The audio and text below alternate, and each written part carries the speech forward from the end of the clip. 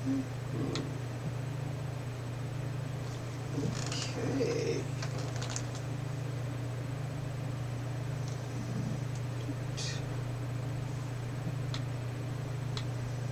I forgot one thing. There we go.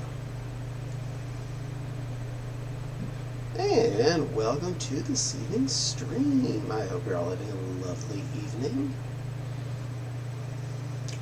My hands are being a little jumpy, but I think I know why at the moment, so I'm not too concerned. Hopefully that will even out as soon as someone's download finishes.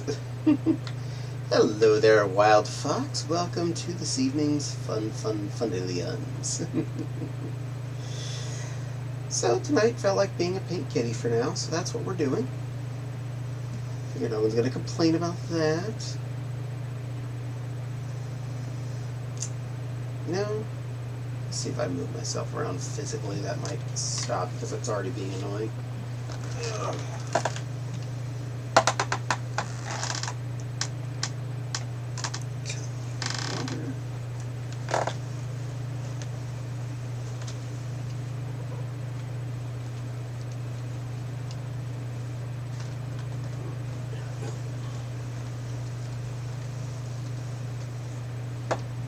Don't worry, I will reorient myself in a moment as soon as I finish physically moving.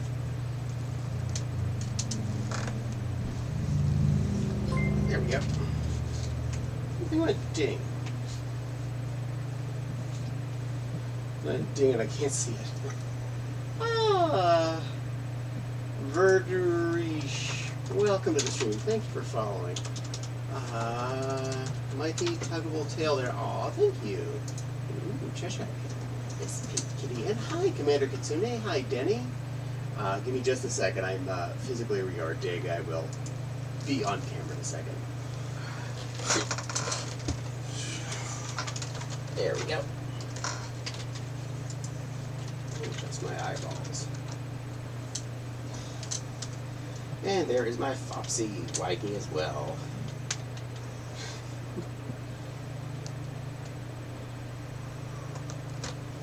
Let's see, did that work? Am I about where I want to be? Well, yeah, it's close enough. Close enough. Also, you're going, I changed that. I changed that yesterday.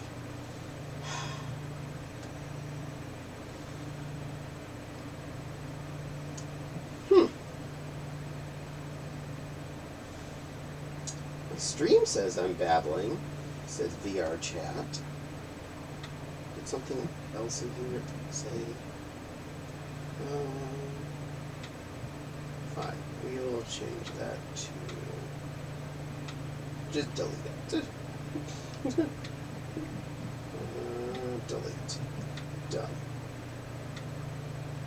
There. Hopefully that got rid of anything remaining that said Cult of the Lamb at the moment. Anywho. Hi everybody, I hope you're having a good evening. I am just trying to adjust my umbilical to make sure I'm not going to get tangled up. And make sure there's nothing causing slack issues. There we go. That's better.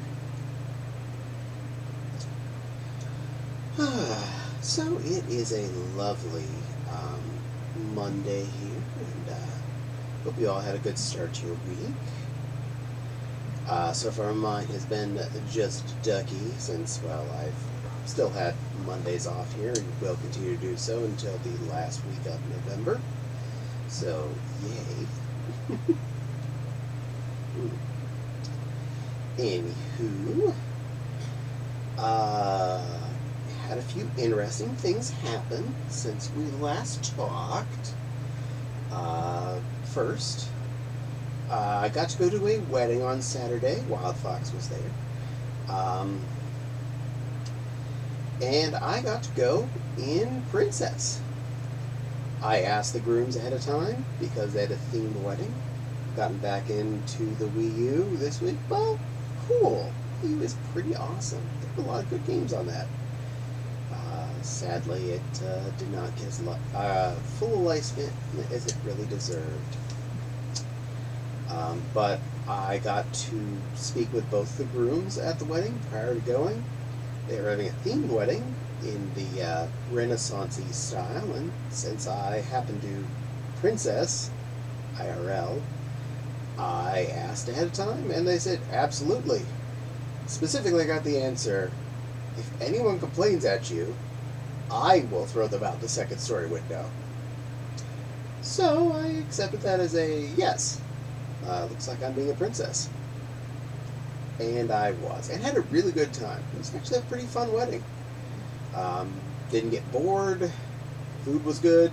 Dance was good. Ate too much.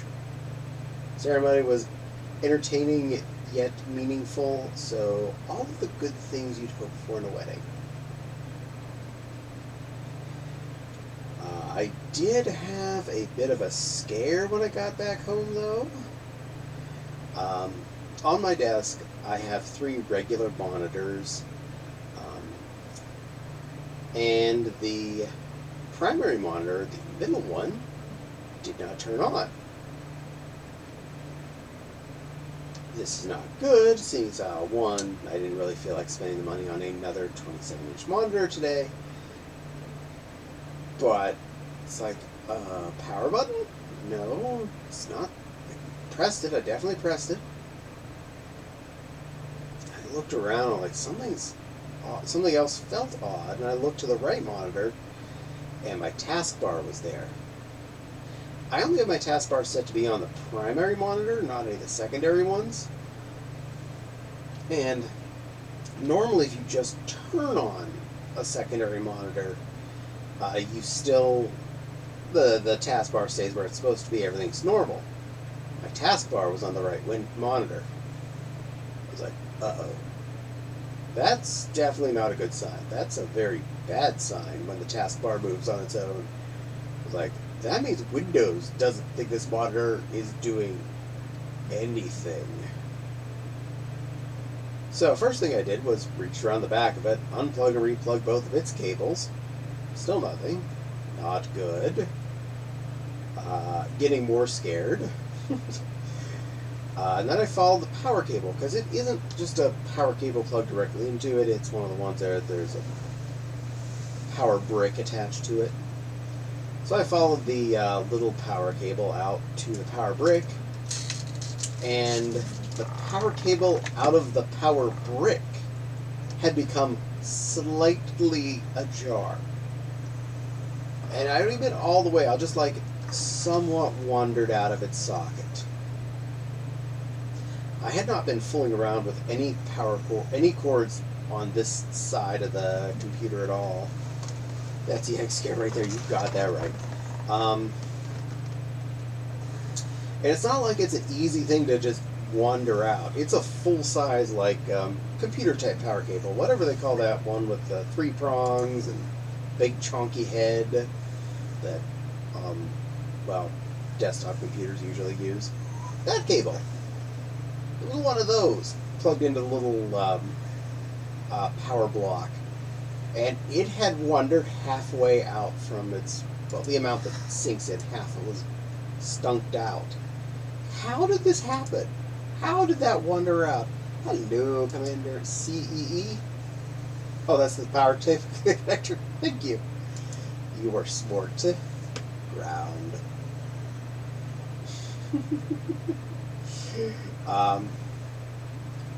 But it had just managed to wander its way out of the power outlet. I'm like, why you do that? That's not good. Why? But as soon as I plugged it back in, the monitor was willing to turn on, the taskbar moved back to the center monitor. All the windows that were normally already on the center monitor were still on the right one. I could move those over. That wasn't a big deal. I was happy. Stuff was working. Heating and cooling? I guess. That's about the only reason I could see, too. Ironically, definitely the cooling, since we have not turned the heat on yet.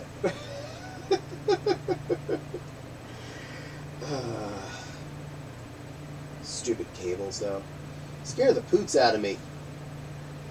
Any computer PSU can plug. A plug can work if it's the same cable. This is correct.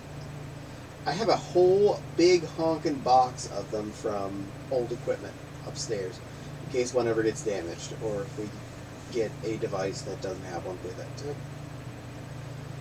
I even have a couple of Y-ended cables that have 2 plugs on it, in case you want to plug your monitor with the same cable you're plugging your tower in with, or 2 computers or 2 monitors or whatever. Oh, and tiramisu homebrew on Wii U is really good. Well, I'm glad to hear that. I'm glad that that homebrew is pretty darn good.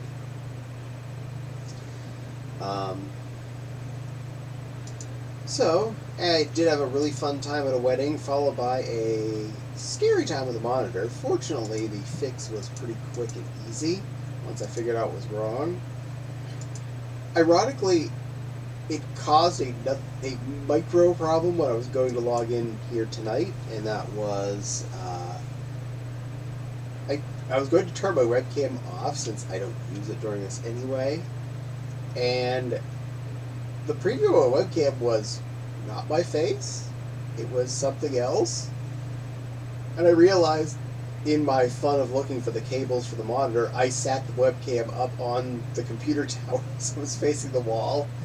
Like, oh, well, that was dumb of me. Basically a nothing burger. Yeah. But yeah.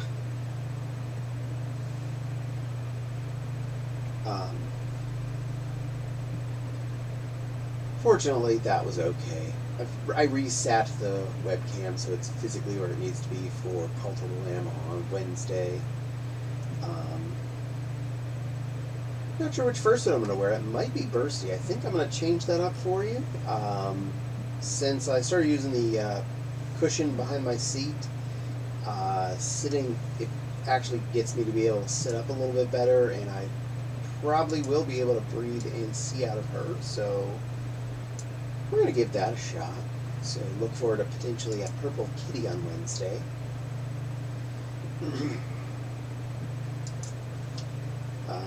Let's see, other fun stuff. Nepal, hello! I hugged you too, little plushie. Welcome to the stream, cutie pie.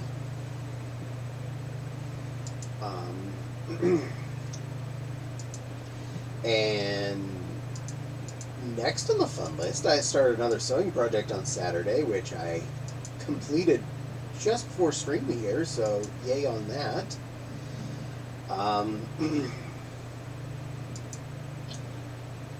My Mewtwo, most of his body parts are attached to the body itself. Hands and tail. His feet are not attached, and his head is not attached. So it was a little harder to partials him. I'd previously made some hands for him so I could wear him with dresses easily. But I was thinking, since I got that leather jacket, I was considering wearing him as a partial with, well, pants and a jacket, because that would be pretty easy to deal with physically. But I didn't have a tail. So, dug in my drawer, found some dark purple satin, then made a tail. It's not like super gigantic like his regular tail, because I was actually looking to make something that would be a little more manageable if I'm going partial. Because if I'm going partial, not I want to be as encumbered as I am when I'm in the full suit. That was pretty much the big reason here. So, it is polyfilled, it is chonky, and it's pretty snuggly. So that's a good little bonus. I look forward to wearing that around MFF some this coming year. So look forward to that. Mewtwo partial with leather jacket, pants, and whatnot. Try to be a little bit more different sometimes. Toss it up a bit. Caddie is also going to be there, so you can look forward to seeing a small lion, a very large lion, and Mewtwo. After Trick or Treat on next week, I will start the test packing for MFF so that I am 100% sure I am ready to roll. I want to know how much space to take up in the car, and I want to know what all I can get in there. So I try to plan that stuff well ahead of time.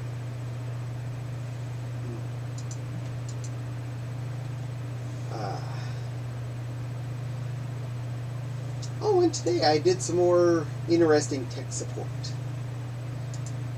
The TV in the computer room here where I'm physically located is our oldest television in the house that we own. One in the bedroom was a refurbished, so it might be older. We're not 100% sure. But this is the one we have personally owned the longest. And the remote control was not working quite right for a while. Power button was kind of that iffy, not always working kind of situation. I'd like to be holding the power button down and wagging at the TV for a bit before it would work. Volume button is the only other buttons I'd normally use a lot of. Channel up and down occasionally. But the power button stopped working completely the other day. So I was like, this is annoying. No, you're not. No. You be careful about what I say. Thank you, Denny, for noticing that. Well, this television here is a 40-inch RCA flat panel that is probably 14 years old. It still works well enough, and I keep it around for quite a few good reasons, one of which is it has all the ports, including S-Video, so in case I want to play with any of my older video game stuffs, I can plug in with the highest quality video for like the PlayStation 2, or the GameCube, or the Wii. So, well, the Wii, I think that one used component as well, so I can also use that option. In any case, this TV has all the best choices for random old stuff.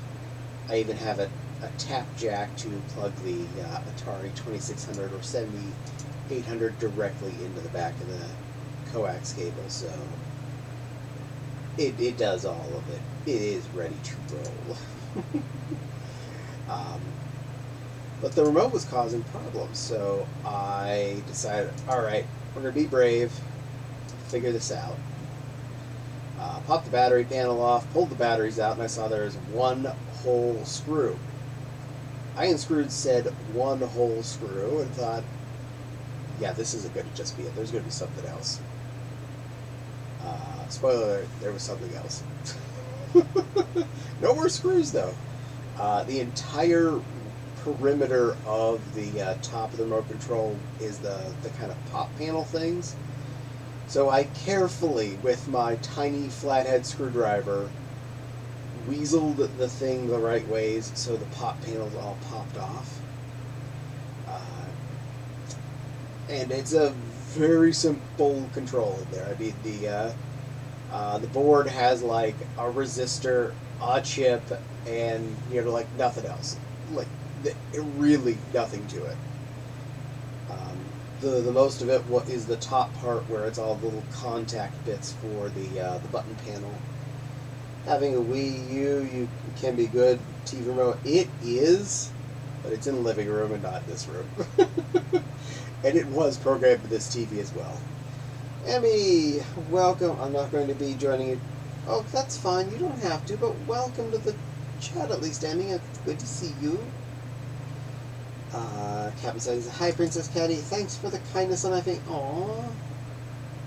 Well, I'm always kind. I try to be nice anyway. I'm glad you thought I was kind to you. Did I even... Did you say something to me on there?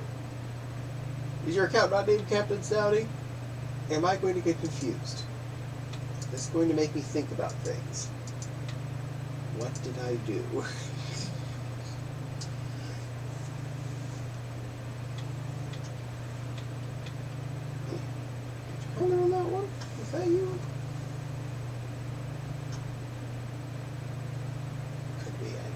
things.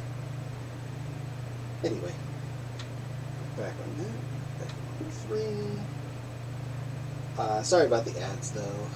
Resistor chip and yeah, a bunch of pads you short together when you press the buttons. That's pretty much it. No, the cow art.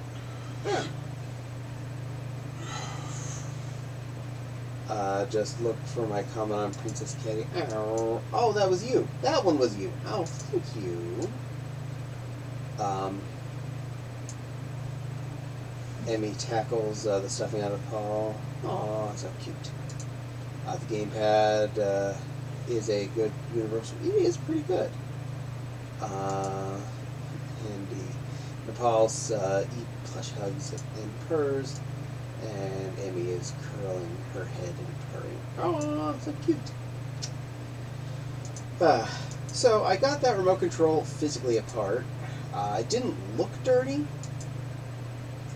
but I took a alcohol lens wipe and I wiped down the entire backside of the rubber pad thingy, and it definitely pulled off some dirt. I even wiped down the board where all the buttons go. I figured there's no battery in there right now. There's nothing that's going to short out, so I figured it was safe enough. Wiped it down, got even more dirt. I was like, wow. For as hard it was to get into this remote and how sealed it felt, I was surprised there was much dirt that it wiped off from in there. But hey, got it cleaned off. After about 3 tries, got it snapped back together. I hate pop panels, which was all screws, but you know, such is life. And boom, remote control works great again. All the buttons are perfect. Well, the isopropyl alcohol's in the other room, and I need to clean my glass anyway, so I had to lens wipe out. I cleaned all the contacts, the pad, my regular glasses, and the glasses I wear while I'm in VR. So I cleaned all of those. Oh, and my cell phone. I cleaned the screen on that. I did not waste that alcohol wipey. I used it to its fullest extent. So now I have 2 pair of clean glasses, a clean phone, and a working remote control. Besides, if I went and got the isopropyl, I would have also had to get something to put the isopropyl on to wipe with, because it doesn't come with that.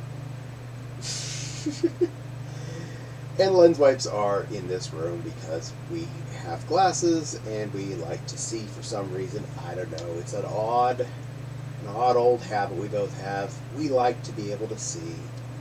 Something's wrong with us, but that's life.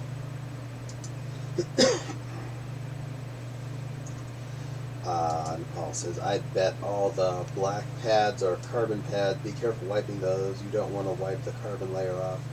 That will close the connection when you press it. Duly noted. I'll be careful if I ever do that again. Though for the fact that it lasted 14 years before I needed to do anything to it, I have a feeling this TV is going to die before I'd even attempt to do that.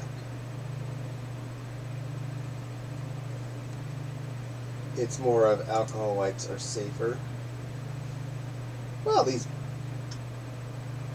is just alcohol in a little tubby, so they're a little individually wrapped alcohol. So it is just isopropyl on a little tissue.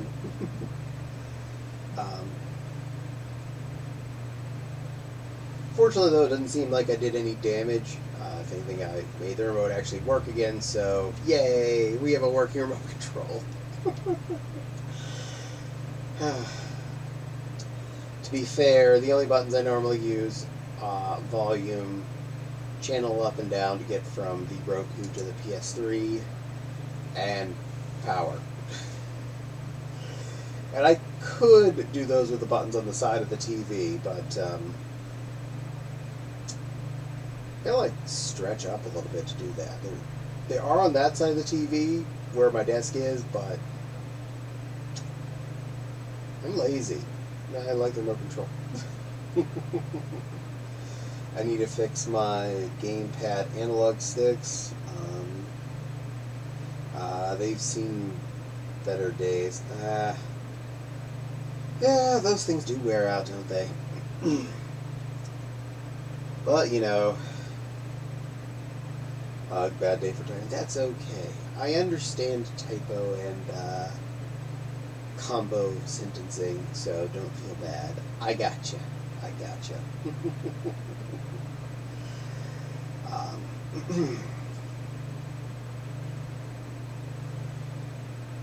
So it's been mostly a relaxing day here. Just doing my thing. Made taco stuff.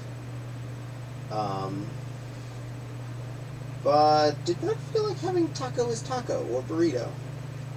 I actually felt like having taco as salad. Surprisingly, I've found myself more and more wanting to eat my taco-y stuff in a bowl with a bunch of lettuce and crunched up tortilla chips rather than wrapped up in a tortilla. They're yellow from someone else. Ugh, I hate that. Taco salad is totally valid. It is. I really enjoy it.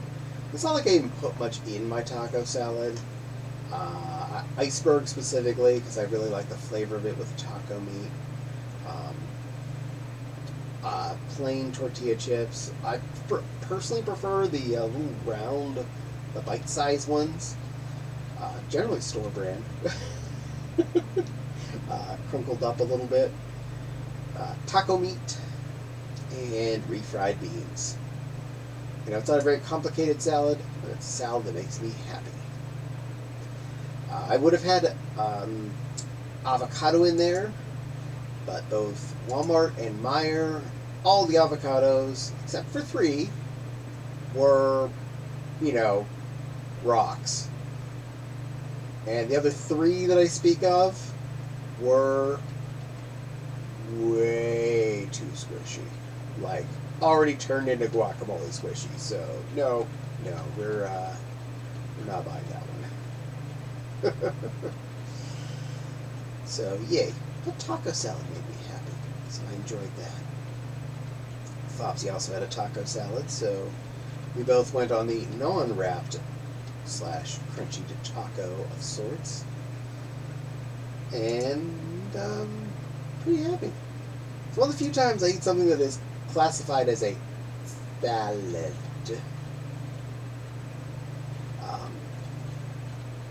So, yeah. Salad.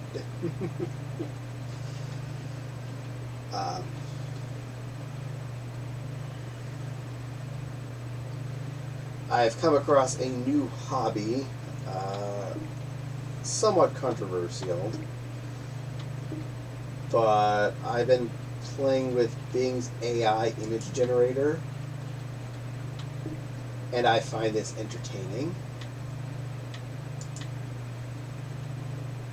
It generates images based on prompts, and I've been using it to make images of fursuits in dresses.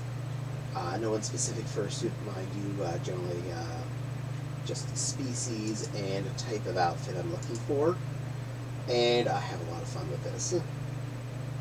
It is amusing. It is the one thing so far that I find is a really good use of AI. Because I'm not cheating and, like, not buying a $10,000 fursuit from a fursuit maker because I have this image. If anything, it would encourage me to make an idea to contact a fursuit maker to spend thousands of dollars on something that I probably don't need to also have. But, you know, that's how that kind of thing works.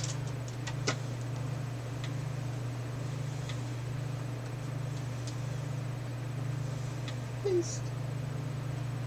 There we go. Wait.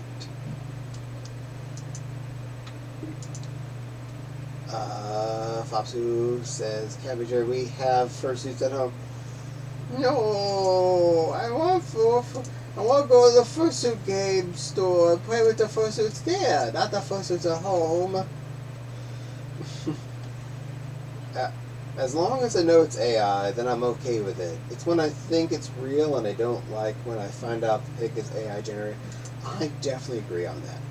And I'm not using my images that I get to post onto my Twitter or my Mastadoodle or my Blue Sky or anything like that saying, here's a thing. No, I actually have them for personal enjoyment, so I just have them on a file on my computer.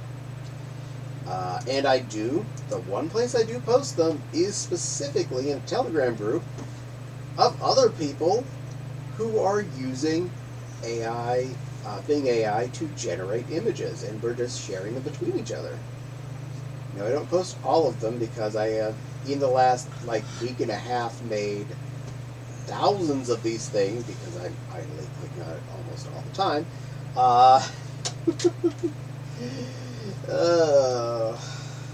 It's dangerous. Dangerous time eater, I can say that for sure. But it is fun, and it's actually been giving me a lot of interesting ideas of dresses I can make that would look good on some of my critters. So I find this useful and fun.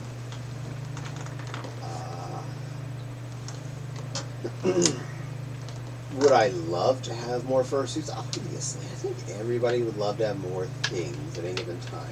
And do I feel like I need to spend $1,000 to have another fursuit made right now? No, I do not. Stay with your water bottle. I don't want to lose you.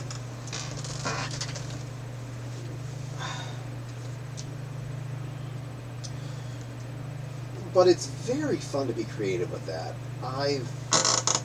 It's a weird hobby.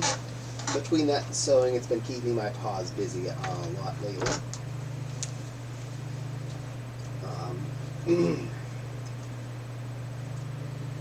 And if you missed me mentioning on Wednesday, I did finish putting the fur trim on the bathrobe I've been working on. Pretty happy with that. I'm looking forward to wearing that on Wednesday night on my stream. So Bursty gets to be the first one to wear that particular bathrobe for all of you to see.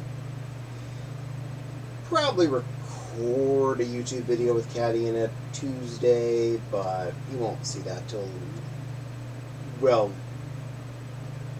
earliest Saturday, because, well, that'd be the next time I post a full suit video.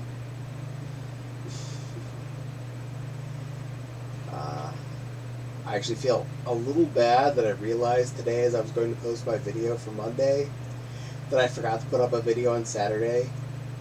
I mean, I just recently started also putting up a video on Saturday, but still felt a little bad. Like, aw, didn't share something.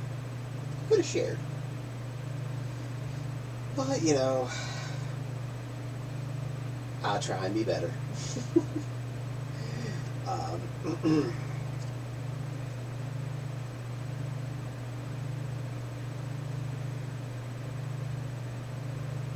I will definitely say things have been going well here on Twitch. Not growing by leaps and bounds or anything crazy, but I can say I've been slowly gaining followers. I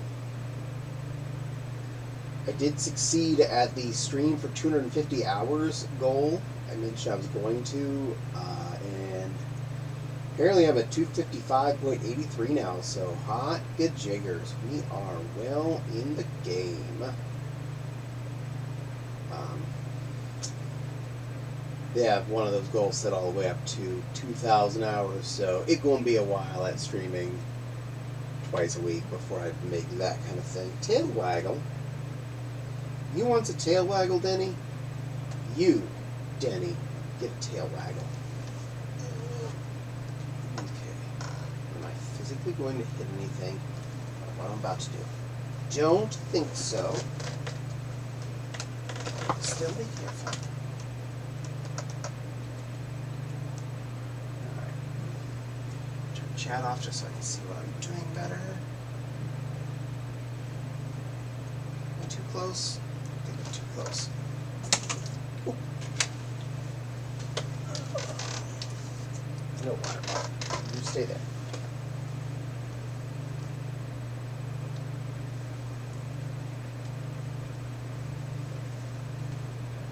Come here, camera. There.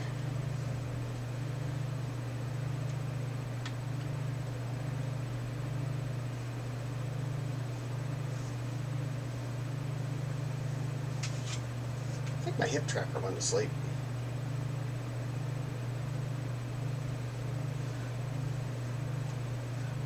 There we go. Now it's awake.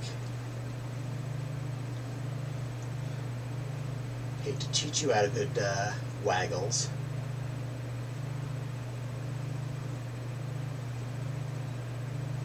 Take this with me.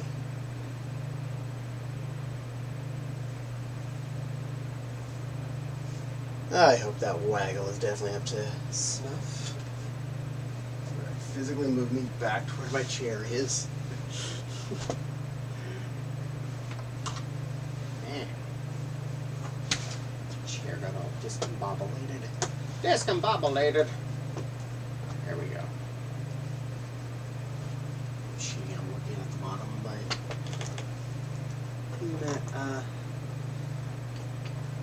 visor. Yep, behave. Behave. Behave. Behave. You can see 3 base stations. Behave.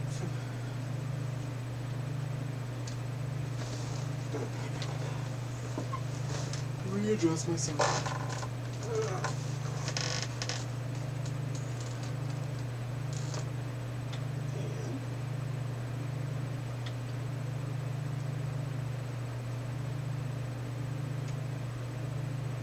Back over slightly anyway, so sit over there. Good camera. Yeah, a little off position. Fixing.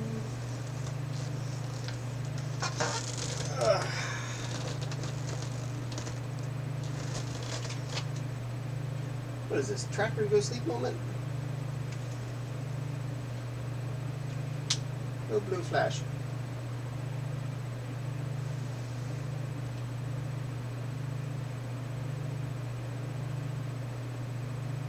Green. There we go. Feet are back to awake. Camera looks like it's where it's supposed to be. Chat, come back. There we go, didn't miss anything. There, I hope that tail waggle was up to snuff. Do my best to accommodate.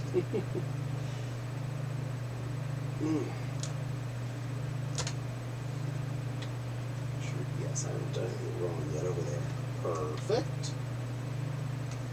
And get my umbilical moved so I'm not twerking my head constantly. There we go.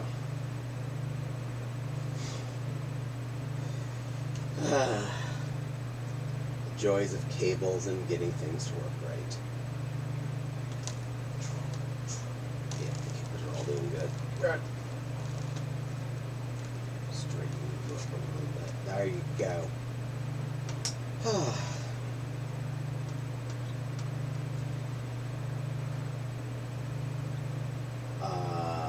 This weekend, planning on getting my COVID and flu jabs in my left arm. So looking forward to getting yet another tracking chip in me or 2 and making sure that I'm turning into a lizard person with 5G. Or something like that. Had to update Twitch. Stupid Twitch. Be updated. But welcome back, Denny. I'm assuming that means you were gone. Well, you didn't miss your tail waggle.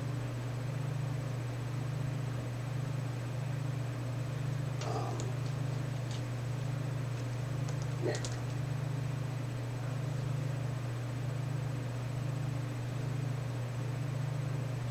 I have a few other ideas of things I want to sew, but I have to pick which one I want to work on next. I think I know which one I want to work on, but that's kind of private, so you probably won't see anything of that one. But I'll be happy to have been working on that project. It paused when you did. Oh, I'm so sorry.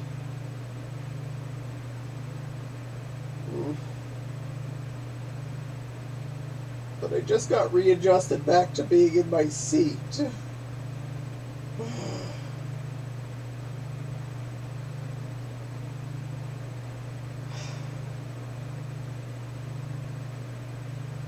Well, now I feel bad.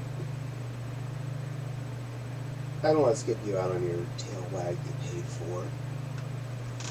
Okay. Don't refresh or anything. Okay? Don't change any of your stuff. I'm gonna do this. Because I can't see chat once I start. This chat's down there, and I'm now up here. And I kicked my water bottle over again. Fortunately, it doesn't drip. But, you know.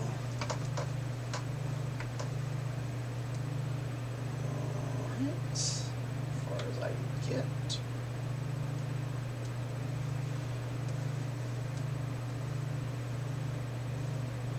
Keep your eyes on that tail. Not be looking at the cake. Cake is not what you're there for. You're here for the swishy, swishy tail. Swishy tail. Swishy tail. That's right. Swishy tail. Cover that up with something.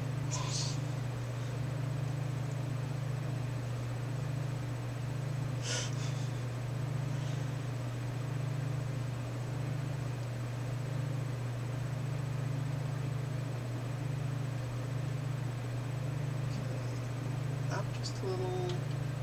Turn flying back off. Reorienting myself.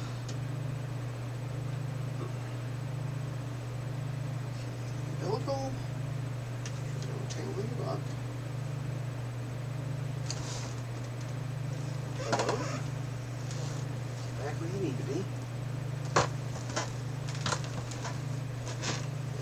And back where I need to be.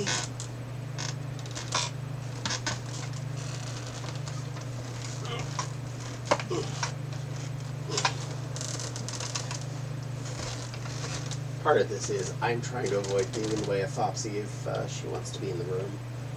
I'm all the way over in the corner. There. Alright. Now that we've accomplished that a second time, chat return. Not a big loss. Well, still got it anyway. Nice avatar. Why, thank you, Laser. I do like playing the my pink Katie. She's fun to be. And yes, eyes on the prize. Bright Wild. Got it. Got it there, Missy. You don't see anything.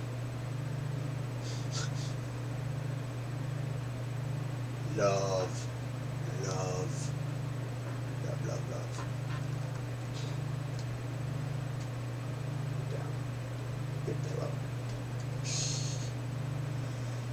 Didn't freeze this time. Yay! I'm glad.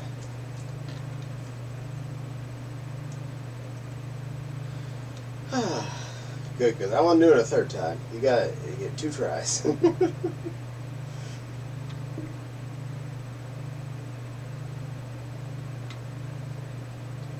Click. Click it. Ooh.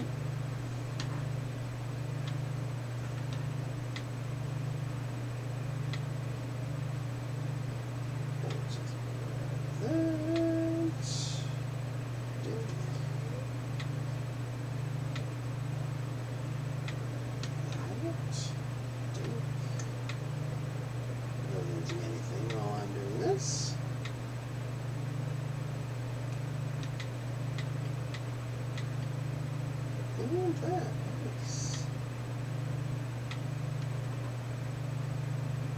Ta-da. All right. Progress. It looked away and lost a follower on FA from my new art post. LOL. I did warn them in the description. It happens. Some people are very particular, and if one word's in there that annoys, if one bits of art's in there that annoys them, leave. Quite a few artists I watch post things I don't like. In fact, much of the stuff I don't like, but I still follow them because they post a lot of things I do like. Thing says, hopefully in April 2024, that new online service for the Wii U will go live. Will liven up from the stock Wara Plaza. Well, let's hope so. Laser asks, do I have other avatars? Yes. Like 50 of them. Captain says, oh well, I still have the cute Princess Kitty as a pretty, the pretty good girl. No, well, I'm just an average. I'm not a good girl.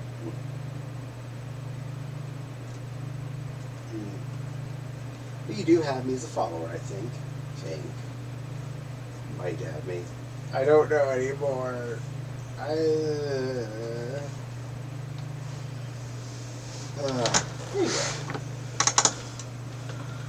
Wanna bet?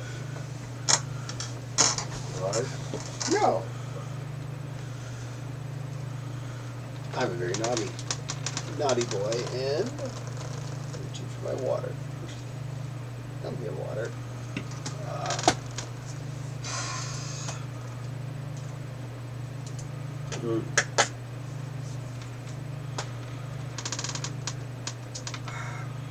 Fine. You both asked for it.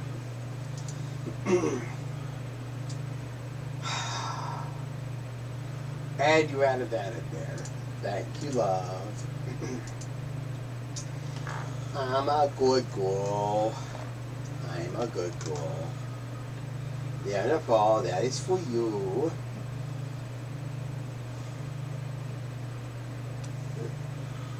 I can do both. I don't have to just do one. I can make it a twofer.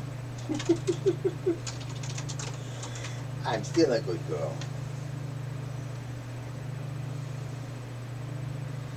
Well, Fopsy did turn on the talking a cutesy voice, so I'm stuck like this until 50 and 10 seconds. Height weight. Thank you, Commander, for the height weight. I will do so. I'm a good girl. There, I gave you even another one just in case.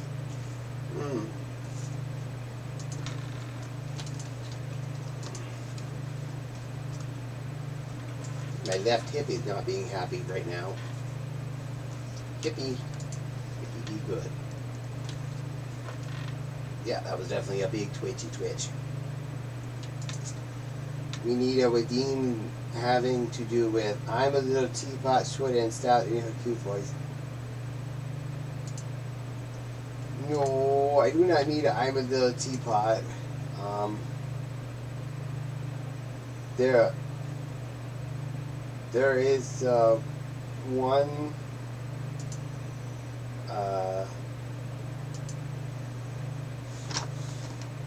in there that's similar, but is it in there? Did I actually disable that? Oh no, it's enabled. Okay. Never mind, I was all worried. Yes you do.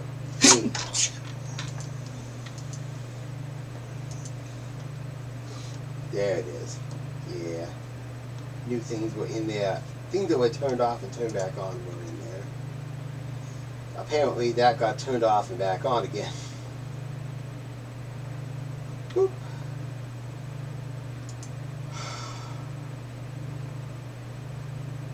Okay. Fopsy wants it. Fopsy gets it. Still have your cutesy voice, so let's stand back up.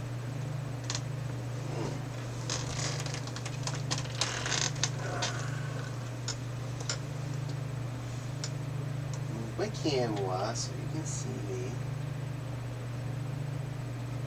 Think.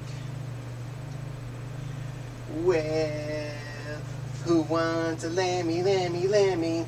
I do. So go out and greet your mammy, mammy, mammy. Hi dear, and stomp, stomp, stomp around the daisies. But don't you forget about your baby.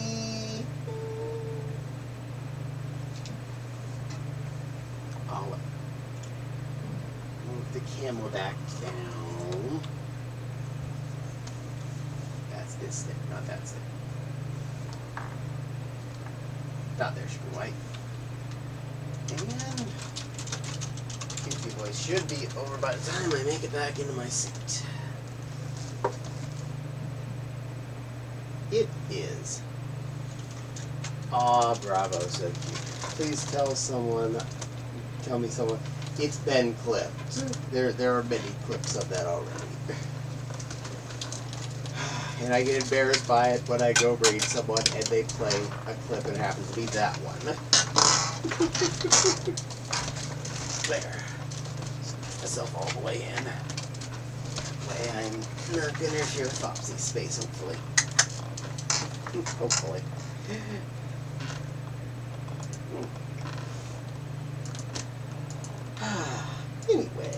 Anywho. Oh,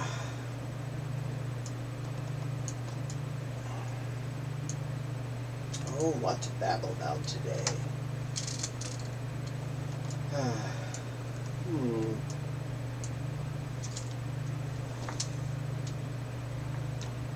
Oh, yeah, there you are. There you are. Denny got a fresh clip of the Lammy Lammy dance for you, Captain. You may enjoy at your leisure, without the hassle of looking through the VOD to find it.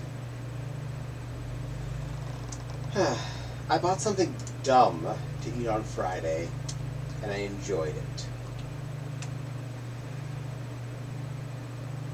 I think most of you probably at least know what the McRib is. Well, there's plenty of in-store versions of that. I used to get them a lot as a kid. The same kind of way you get chicken patties, on the big styrofoam tray, and the little meat patty bits are just kind of laid out, kind of shingled on the tray. I used to get them like that when I was a kid. But they don't sell those at any of the grocery stores I go to now. They do sell chicken patties like that, but not these things. And I think my body just noped off that way. Yep, there I'm not. Why am I down there?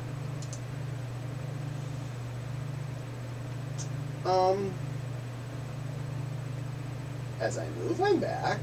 As soon as I stop moving, I'm in the ground.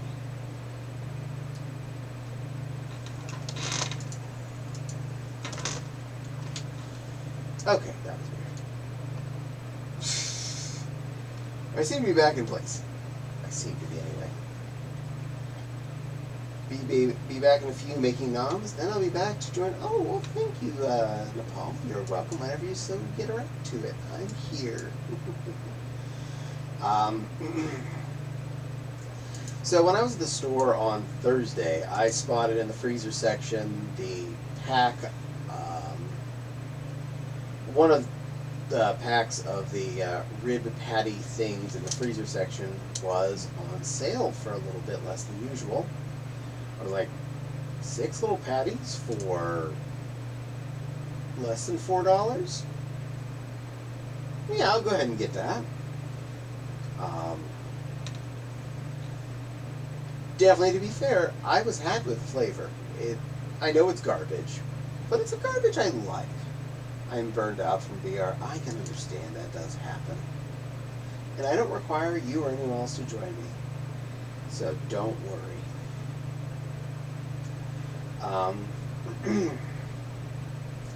So it's less than $4 for 6 of these rib patty things, which on the box looked like they were the full, a McRib size piece. I feel a little bit cheated by the image because when I got them home I realized they're much smaller. But 2 of them on a hamburger bun made a very, very nice size sandwich. So yes, I ate 4 out of the 6 for dinner that night, but I only spent less than $4 on the pack of meat patties anyway, so I don't feel like I got cheated. I feel like it was still a great value for that. Encore? that was the yellow box on, or yippee yo. Yeah. There was Banquet that was the one I bought. um, but yeah, they were still pretty darn tasty.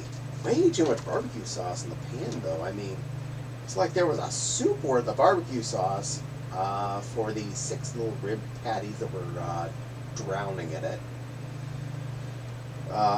Ate the other pair for breakfast on Sunday as a sandwich. And they microwaved pretty well. So, yeah. I actually did put them in the oven because I had the time on Friday. I'd gone down on my last break, stuck them in the oven, so the 45 minutes they had to cook was more than within my time frame of what I had available. So it's not like they would have gotten any crispier or not crispier being in the microwave, since they're basically in a soup. Encore has those rib meat like food. Yeah, there's several brands apparently on the shelf. I just can't remember the name of the one I picked up. It wasn't Encore though. It was very tasty. I was not disappointed. It was what I was expecting. Made me happy, and yeah. I also had another dumb food purchase Thursday night. I bought a pack of fake crab meat, another guilty pleasure. And that was my dinner for Thursday night, was that pack of fake crab meat. It's whitefish and all, so it's not like it's bad for me in any shape. Just, it's not crab. And surprisingly also inexpensive, so I can't complain. Way cheaper than me having gone to, say, pick up Arby's on the way home from grocery shopping. So that makes me happy. How do you join me in VR chat? Well, I prefer if I meet someone in VR chat before I let them join me on my stream, just for safety. I like to know for sure that I'm okay with a person directly in interactive status as opposed to just in chat. I have definitely interacted with Nepal more than a few times in and out of VR chat. That's why Nepal is definitely on the A-OK list. We have known each other for a while. And I've actually met in person, so I could go smack that plushie IRL at MFF if they do something stupid. And she's away from her desk right now, so she doesn't hear that. Don't worry, someone will tell her when she gets back. I wouldn't smack Nepal. Nepal's a very good kitten.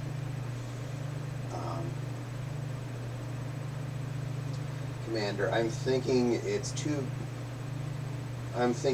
packs of the imitation crab meat for either $5 or $7.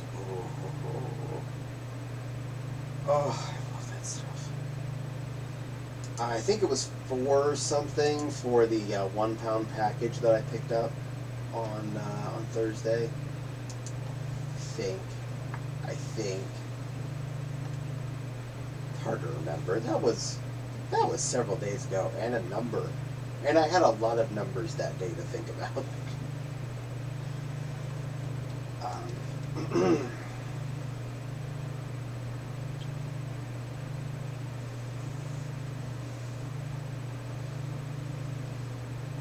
But I know I'm weird for liking both of those food items. They're not exactly, prime fancy cuisine or anything. But I like them, and that's really what matters. Also, neither one of them is excessively bad for me. I mean, the rib patty things are not necessarily good for you, but they're not really that bad comparatively. Ooh. Yeah. I was wishing I had that avocado tonight, but, well, I can't make the stores have avocados that are ready to eat as opposed to avocados that are rocks. But that's how life goes sometimes. I'm just losing trackers left and right being on, aren't I? That's fine. You can't see my left foot anyway. It's apparently sleeping.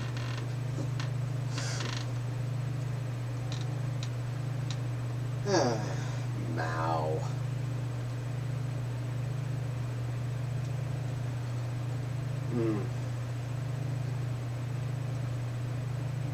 What else of interest?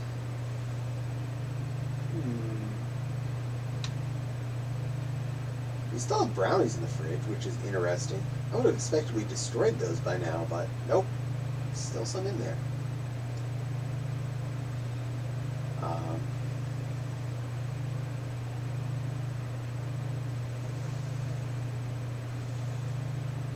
Boy, my train of thought has just ended. Huh.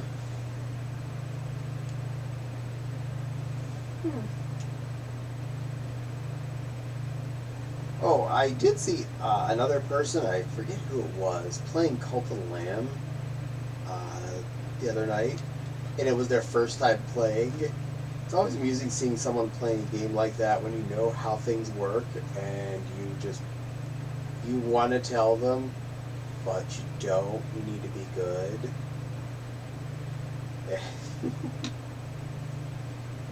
Because games like that are more fun if you let someone mess up on their own, let alone as opposed to being told how to do stuff.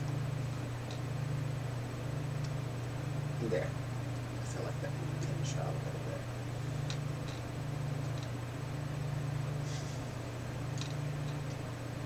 Heart. Heart. Love, love, love, love, love.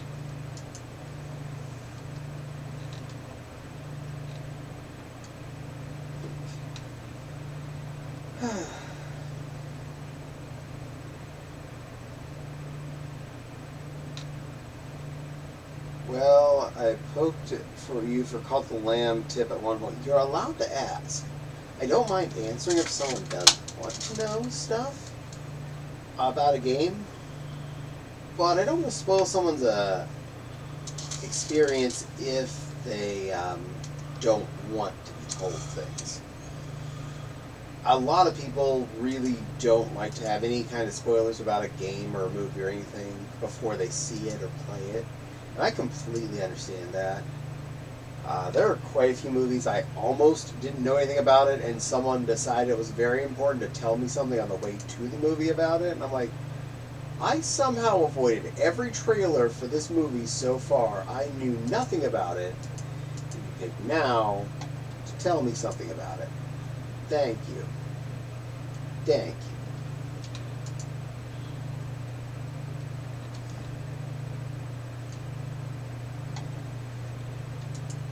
I also have I'll say I definitely have a lot harder time avoiding accidentally spoiling if someone's playing a Borderlands game, because the amount of times I've played those games, therefore certain things have become in my brain easy quotes. I'm prone to want to just give my little quotes from the game at appropriate times. They're like, oh wait, you don't know about this character yet, or this thing hasn't died yet, or this doesn't have a name yet, and I almost said it. So I try and avoid that pretty hard. Also watching someone playing Borderlands 2 right now for the first time, I'm like, wow, you're making this hard on me, aren't you?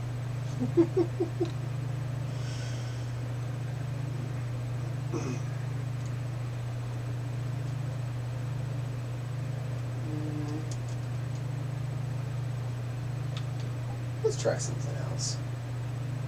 Let's just change me up a bit. I've been this for a little bit today. Oh, that's the recent use. That's why that's in there. Like, I didn't save any of those. I don't want those. Okay, they're fine. Is he gonna be sitting in a polite way? Oh, he came over there. Avatars. Switch back. Switch back again. There we go. Yeah, he looks like he's behaving. Camera isn't, but I can fix that.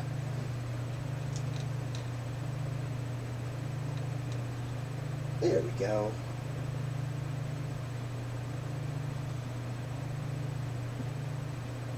My eyes are up here. There, little cardio time.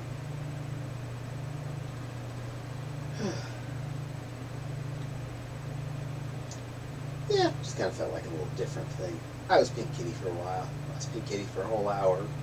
So, now time to be a blue doggy.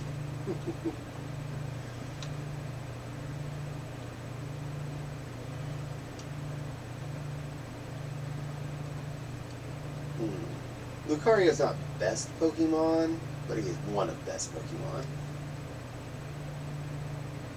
But he's definitely a fun one to beat. Mewtwo by far is best Pokemon, for anyone who's curious.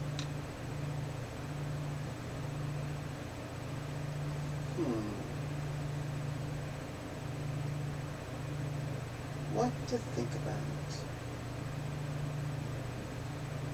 Anyone else out there having anything fun going on?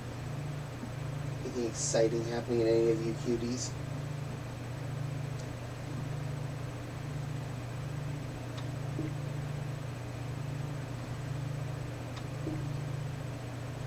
Or are you all as boring as me this week?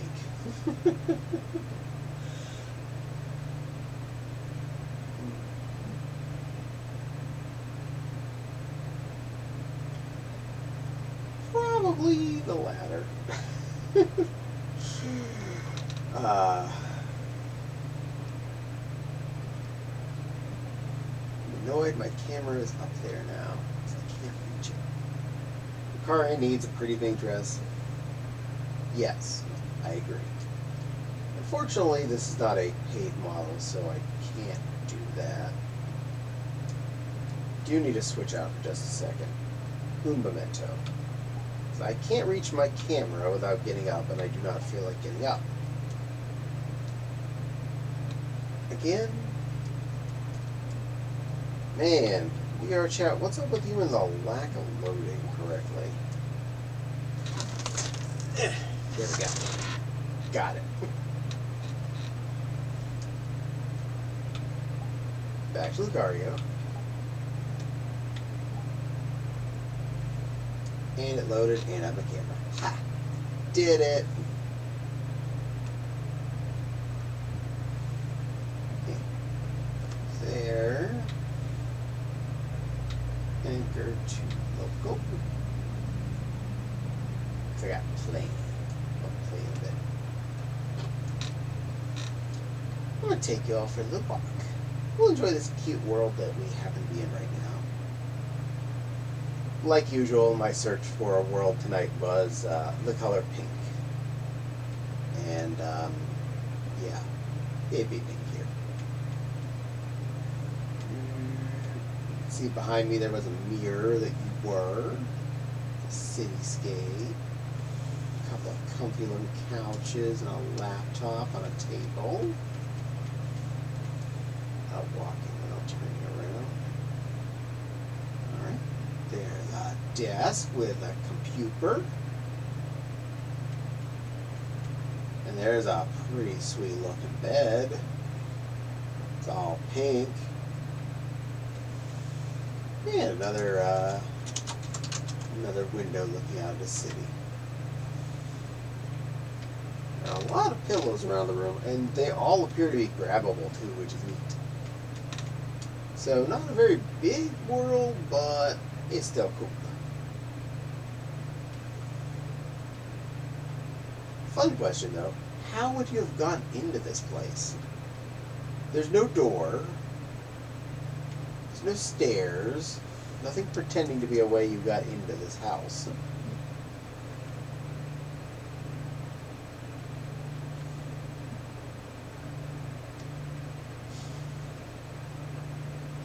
Well, that's my random thought about that. In general, though, pretty world. I like this place. Nice and pink. Very, very quality pink.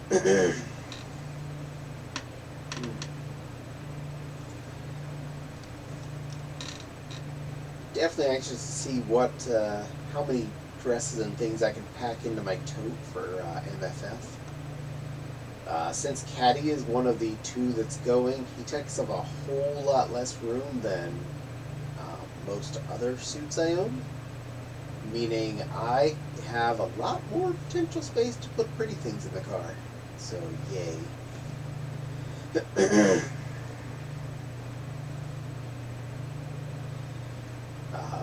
We'll see what all I can squeeze in there. Hoping to get at least a couple of pink princess dresses in there, and the maid dress, and one of the Mrs. Clausy type holiday dresses. There's always a maid event at MFF, so packing the maid dress is definitely a plus. I would certainly love to be able to go out during the maid event as a maid, so that'd be fun.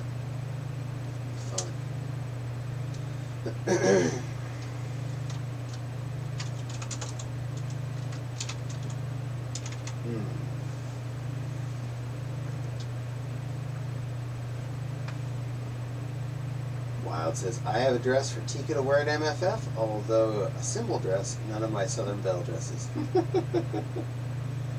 Aww. Does she not fit because she's too floofy? I do have that problem with some of my outfits and my fluffier characters that are just too fluffy to fit. But that's okay. Not every critter needs to be able to wear every outfit.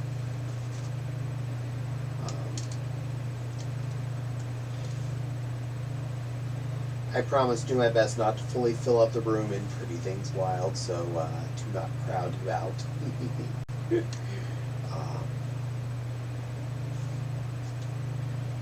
Yeah. If I remember right, I need to try and park on the 3rd floor of the parking garage when I get there. Trying to learn. The padding does get to be an issue, yes. Yeah, that's part of it. Yeah.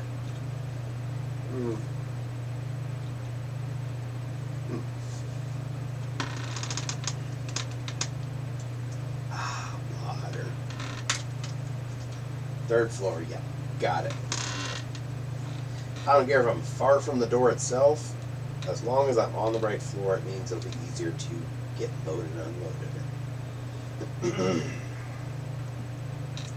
Planning on packing in the big Stanleys again, so less small containers. It'll be easier to wheel it in and get everything unloaded. Doesn't mean everything fits in those, but it does mean most of the stuff fits in those, so it'll be easier to deal with. If not, it's okay. There is an elevator. It is. And we definitely used that last year.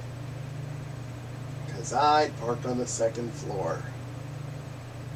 Because I saw a space and I was worried that the garage was going to be too full on the right areas. My bad.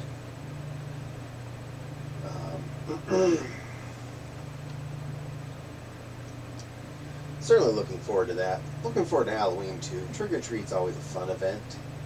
Passing out candy to all the kiddos. If everything works well, I'm probably going to be a purple husky at this rate, since it looks like it's going to be chilly. And I haven't been so certain in a while. Nothing wrong with being a purple doggo.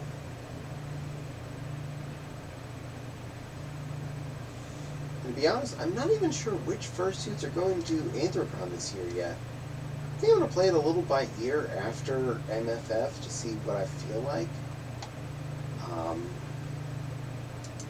But the one thing I do know for sure is I'm going to give Mewtwo a year off from Anthrocon and bring at least someone different as the more complicated suit for that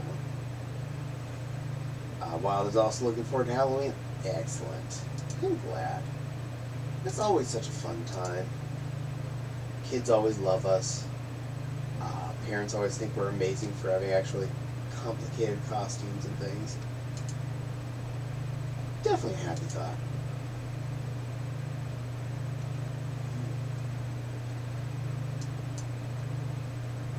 Always fun when you get to impress normals with furry costumes, because we take this stuff seriously, and most of them think the costume you wear for Halloween, at best you thought about it for a week before Halloween, and that was it.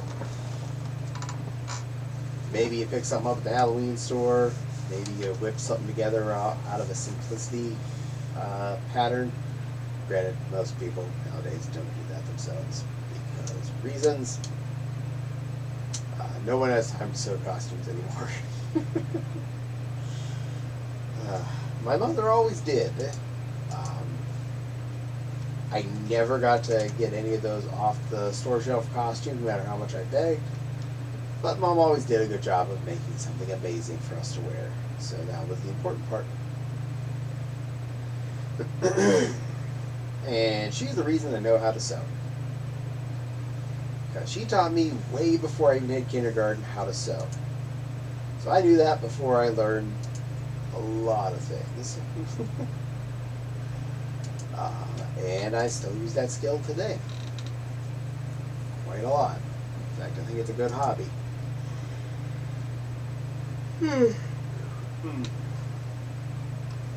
My sister took another direction. She doesn't like to sew. She likes to knit or crochet. One of those words. I don't know which one. Something with yarn and big pointy things. Well, you do this. But that's what she does.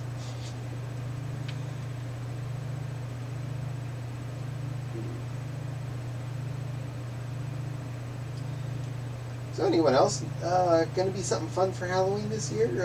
What are you all dressing up as? Or are you dressing up?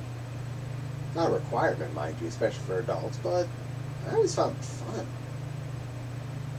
Even before I figured out what furry was, I was dressing up for Halloween still, because I enjoyed putting on a costume.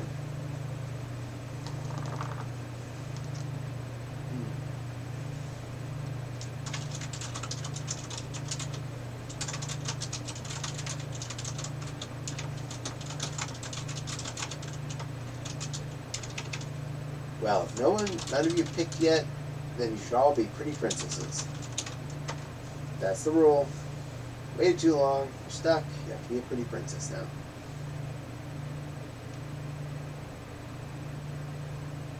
I think Walmart still had a few dresses in stock. Go there, pick yourself up one, be a pretty princess.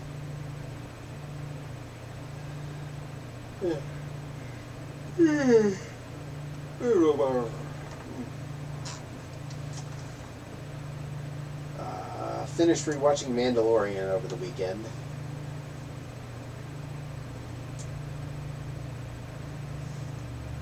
Yeah, it was still good. I felt like the last part felt rushed, but there may have been a circumstance that caused that. But that final battle sequence felt like it was squished too much together.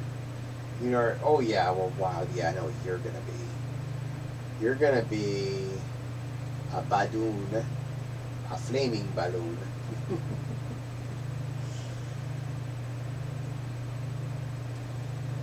I don't even know if Foxy knows for sure what she's gonna be. But we'll find out. I'm sure she'll pick by the time, next Tuesday rolls around, because, well, we're getting a little bit close to that time of the year. It's the 23rd now, and that's 8 days away.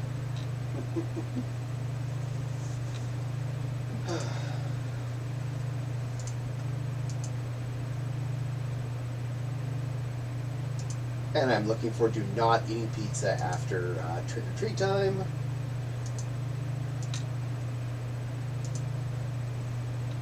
I will keep insinuating that we need to order something that is not a big slab of cheese as well, for, people like me that don't want to get sick.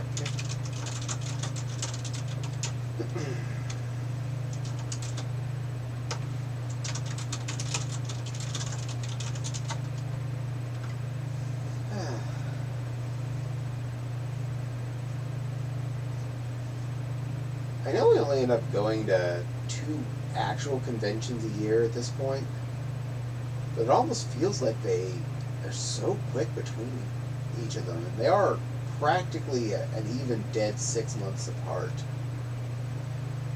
Because MFF is the beginning of December, and Anthrocon is the beginning of July. So it's about almost exactly as close you can be to split year.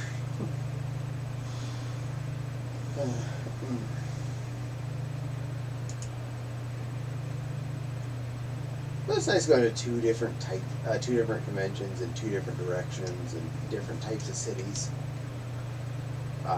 Both totally different experiences. I actually spend more time in convention space at MFF, mostly because being in the main hotel there is not hard to be, if you, and I mean in the sense that you don't have to play like elevator wars, you don't have to fight to get around in places. And in the main hotel at that convention, people actually hang out a lot in the main lobby. And it has the Sky Bridge, aka the Weenie Roaster of Doom that you have to walk through, that goes right to the convention center. So if you didn't feel like going outside, you can quite literally just walk your way over to the convention. Inside.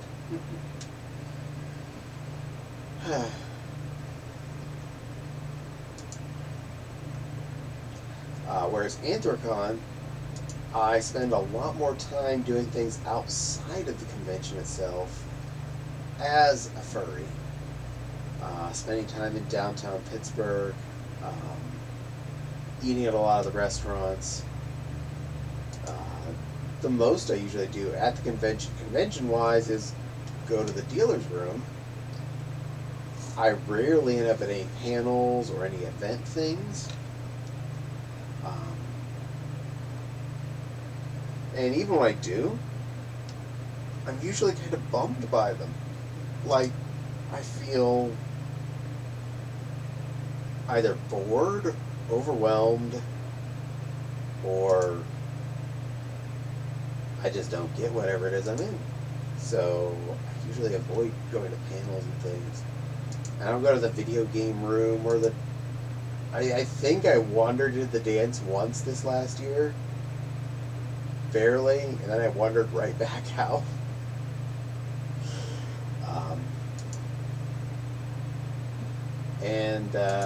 Anthrocon is a lot harder to run into people because the wander space, the roam zone, is anywhere from the Weston's lobby, which is like 3 floors, and all of the floors of the convention center, which I found is at least 4 that someone could potentially be on and wandering about on. That's a lot of spaces to randomly be. So yes, it's nice that you have a little space between things. Yes, there's some choke points here and there, but if you're hoping to bump into someone, there's so many branching trees of where you can end up. You could easily completely miss somebody. I'm not saying the convention center MFF is attached to is the perfect existence, but the actual roam around the facility, once I actually look at the map, isn't that complicated. In fact, it's a square, and yes, there's an upstairs and a downstairs, but there isn't too much on the downstairs. So, a lot easier to deal with. So basically, the person you're looking for is probably either on the main convention center floor or in the main hotel. Both of which, easy to get to and easy to get around. So, yeah. I just wish there were more food options at MFF. Actually looking to pack some easily prepared foods with us this year. I don't want to seem like I'm just becoming the ultimate chintzy, cheapo person that people might see for this, but I was actually thinking about packing ramen to eat as just like packet of noodle soup style. Partly because I can make hot water in a hotel. We have a coffee maker, and all I need to do is bring a bowl and a fork, a bowl with a lid on it and a fork, and I can make ramen. I've done that at conventions before, back when I had a lot less income, and the idea of saving one meal was definitely a big plus. Certainly thinking about eating at the buffet restaurant at MFF again some more. Comparing the price of Uber eating or door dashing or whatever food compared to eating there. Yeah. Unless you're eating just McBurgers on the DoorDashies, you're gonna be spending about the same amount to eat at the buffet, get all you can eat, and not have to worry about it. Even the ordering Dunkin' Donuts breakfast sandwiches for 4 people, plus 1 coffee and 2 donuts, was like $60. $60 for 4 basic breakfast sandwiches, 1 coffee, and 2 donuts. That is crazy level. I don't understand how that could be. But I didn't want to have to deal with things, so I just ordered what I ordered. I probably could be happy enough if I brought some kind of instant breakfast products or easily munchable breakfast products like cereal bars or pizza oatmeal or something. Again, hot water is something every hotel room always has. You just have to think prophetically. In other words, there's a coffee pot there. In fact, I might even pack one of our electric tea kettles just because it'd be easy enough to do. Just plug that bad boy in, fill it up with water, and boom, you have hot water to make tea with, oatmeal, ramen, whatever, without too much hassle. And it doesn't taste like coffee. I know. Non-coffee flavored ramen. What am I thinking? Coffee is the flavor of ramen everyone buys, right? You all buy coffee flavored ramen. That's your jam. Personally, I like an espresso ramen or a French roast ramen. But if you like a lighter roast ramen, that's your choice. This is what I know people aren't paying attention. And Nepal says, ooh, I returned to see Lucario on stream. I'm okay with this. Yay! Well, I like me Lucario, so yay. Welcome back, Nepal. I've been babbling.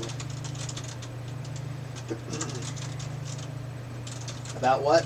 Can't remember all of which for sure. Walking around conventions and food at them. Yeah. I'm trying to think of other easy to bring foods for MFF that might help me potentially save a lunch or two without just feeling like I'm eating garbage. If I knew for sure we had a microwave in the hotel room, I could easily do something like bring a can of soup or something for lunch. Because, again, I don't mind the idea that I would eat something basically personally heated. What happened to my cute cat? I just decided to change out of being a pink kitty. I thought it was time to be a Lucario. She still exists, don't worry. I can get rid of my Kiki. I do like my Kiki a lot. But a lot of people also like Lucario. So do I. I just felt like changing it up for now. In fact, I've been Lucario for about a half hour now.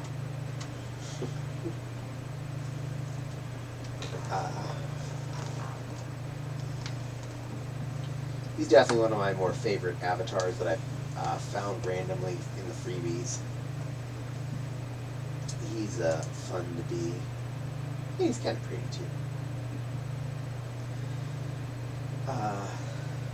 Well, I don't remember if there are microwaves in the hotel rooms. There might be ones in the main hotel. Not sure though.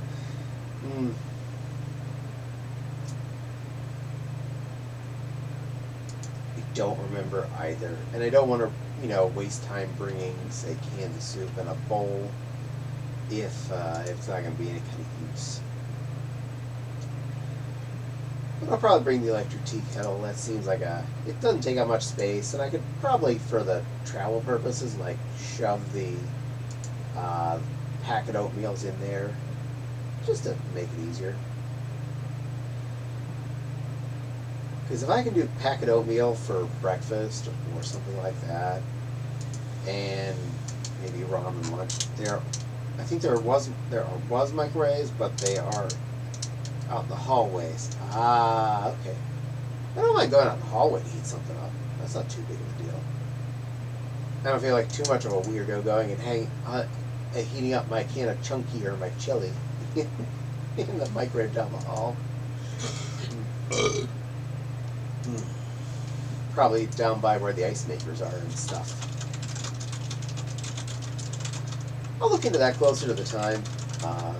And if any of you get to MFF before we leave, message me and let me know. Notice there are microwaves. Thank you. We're not leaving till Thursday morning anyway, so if any of you get there Wednesday night and notice, I appreciate doing it. If I get there on Wednesday, awesome. Thank you, Nepal Lassie. You're very helpful.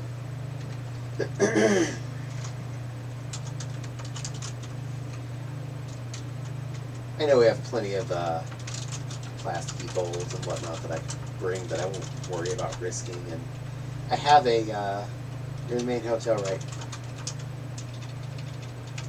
Pretty sure I'm allowed to say yes to that at this point. As far as I know, the lottery is over. But yes, I am in the main hotel. I'm staying with that wee-old fox. You might know them. You probably met them once or twice. Yay!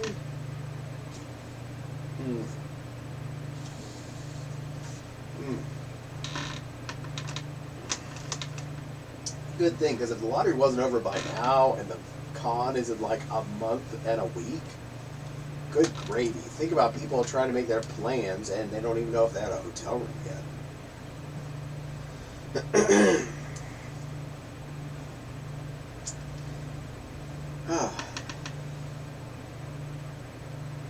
I really like the dealer's room at MFF. I like how it's been laid out. I just hope this year when we go into it, they don't make us go through a giant zigzag of doom before they let us into the actual dealing room. That was weird.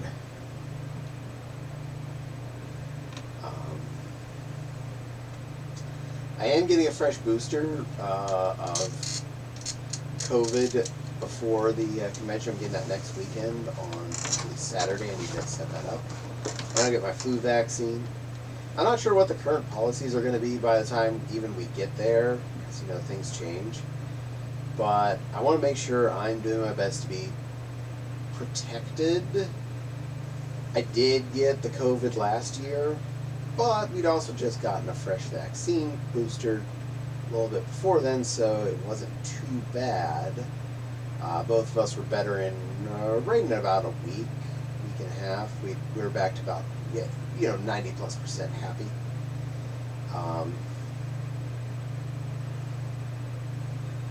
But I don't want to experience even a wimpy COVID. I would hopefully prefer if we could avoid getting it all together again.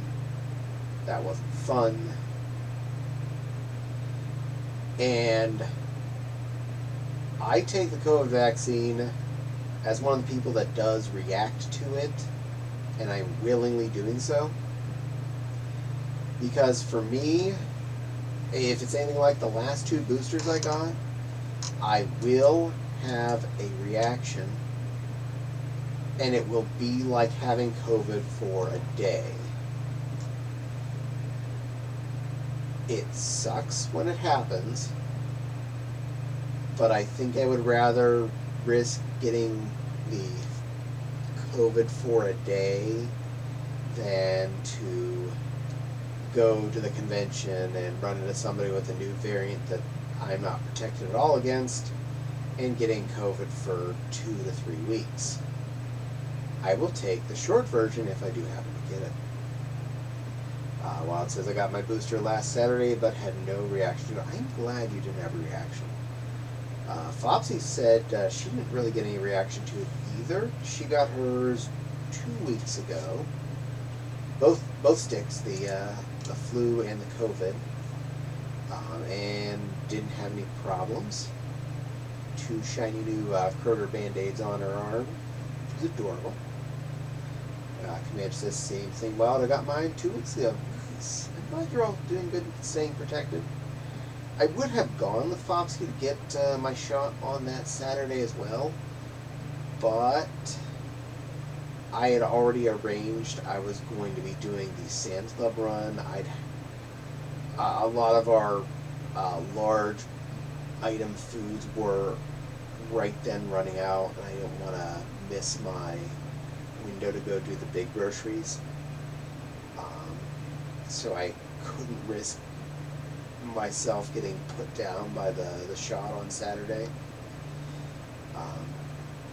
But I did successfully get the shopping done. This weekend I didn't want to do it because of the wedding. But next weekend, I know next Tuesday is trick-or-treat night. But if I get on Saturday morning, I'm pretty darn sure any reaction I've had is going to have expired by then. And I kind of have off that Saturday through Tuesday anyway, so I'll basically I can be sitting around the house recovering and idly sewing for 4 days till I have to stand out there and be a purple husky doggy. But I'm really proud of you guys and girls, or whatever any of you are identifying as at this very second, for taking care of getting your boosters and stuff. I know it's a hassle. You have to go somewhere. You have to sign papers and things. You have to get a jab. And I know a lot of people, a shot is in and of itself a big deal. I don't feel it. Personally, I actually enjoy getting shots. I'm weird like that. I find the concept of needles interesting, but I know quite a few of my friends who are very adverse to needles. Even the tiniest ones that you don't hardly feel. And I totally understand that. I grew up with a sister with seriously needleophobia, or whatever it's called. She has become a lot braver over the years. She gets things when she needs them. Wild hates needles. I'm so sorry. But I'm proud of you for getting yours. See, you're a brave little deer. You went and got your sticky. And now you're all good. Now you're going to be safe when you go to a convention with a lot of people. Especially since you have to spend a lot of time in a place where people are hot, sweaty, and probably not wearing masks. Caddie, are you like Bill Murray in Little Shop of Horrors? No, not quite like that. No.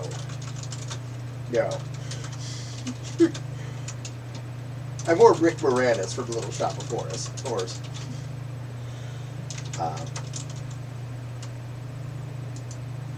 Honestly, I had, as a young teen, like when I was 12 or 13, I got the 72 shots in the arms allergy test twice because they messed it up the first time.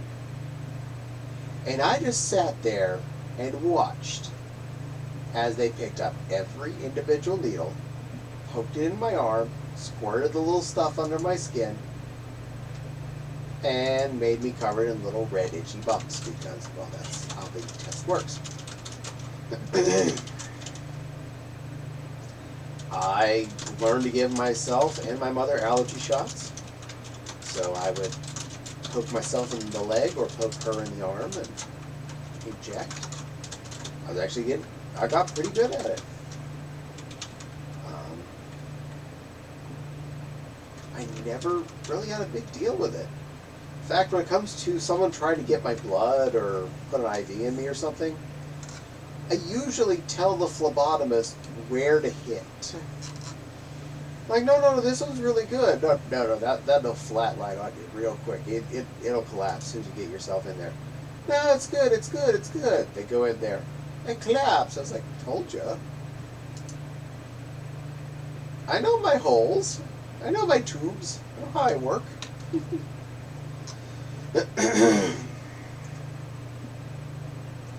And now I want to watch Little Shop of Horrors. Thanks, Commander. I think it's on Max, so I think we're okay. Strangely, I don't think we own a copy of that. I have to look in the $5 bin when I'm at Walmart next week, because I'm sure it's in there. Either they're on the display of Halloween movies, because that's a spooky one. Scary. Spooky, scary, vegetable.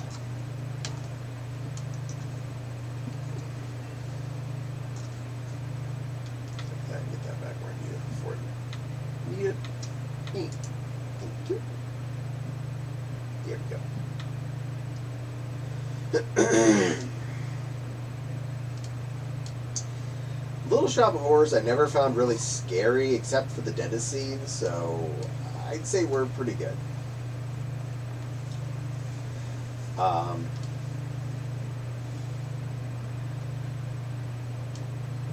And I never was a big horror movie fan or slasher or any of those kinds of movies. So no Freddy's, no Jason's, no Mike Myers. None of that stuff was really my jam. But for some reason, some stupid reason, as a young teen, I caught one of the Hellraiser movies on TV. And it was strangely addicting. I couldn't look away. And I weirdly enjoyed it. I know it has a lot of weird gore in it, but in a certain way, because most of the characters that are getting the pain, for some reason enjoy it, it makes it a lot less scary for me, I think. And at some point, I bought a box set of like all of the Hellraisers that were available at the time anyway. And I watched through all of them a few times, and I was like, wow. The Cenobites are so creatively made. I love when they show how they did it. I mean, like, not how they made the makeup for them. I mean, anytime they show one of them getting transformed from a human into their modified self, I'm like, I didn't think I'd be entertained by this process, but for some reason I am.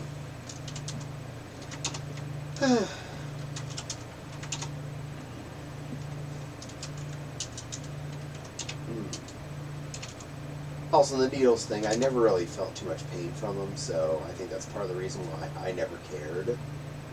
I never had the chance to realize I was supposed to be scared of them until I was realizing I got through a bunch of them.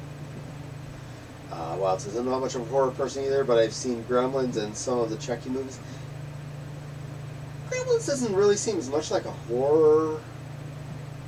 It feels too cute. I mean, Gizmo's adorable. And yeah, there's some death and stuff, but I always felt like that was more of a like a kids horror movie kind of thing. I've seen several of the Chucky movies. Those I found actually creepier. Because I always kind of felt dolls were creepy, and he is a doll, and it's, yeah. But I don't hate them. If anything, those are some of the more tolerable horror movies for me. Gremlins, I think it's fun. I own both of those on disc. They are fun to watch. I will watch those any given random day. They're a fun ride. The Child's Play ones, though, I'll watch them someone else's. I will not shun away. Paul says, I'll schedule my vaccine the next time I actually have 2 days off. Good plan, good plan. I know how that pain goes.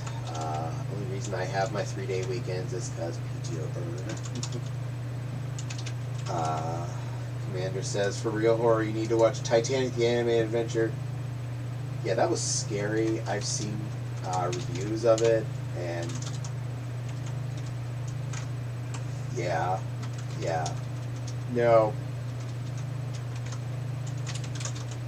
In fact, I believe there are 3 different animated Titanic movies, and I think in at least 2 of them, they make it.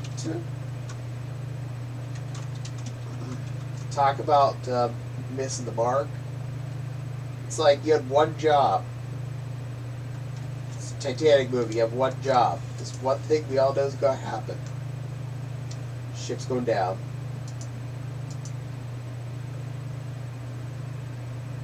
Did the ship make it in the Italian one? Oh, that's right. That was the Italian studio.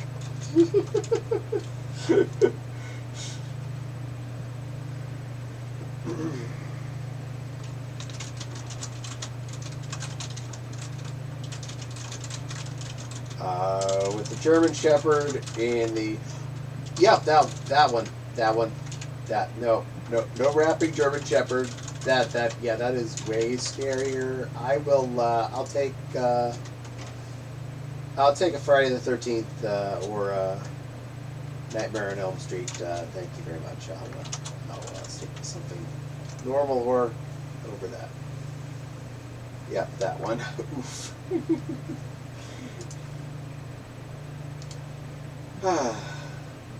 So many horrible movies out there. So little time. I know one bad, kind of how you look at it, bad movies that I definitely love, that I know a lot of people down on, was the Starship Troopers series. That one's kind of horror. It's a action violence kind of thing, and a lot of dismemberment.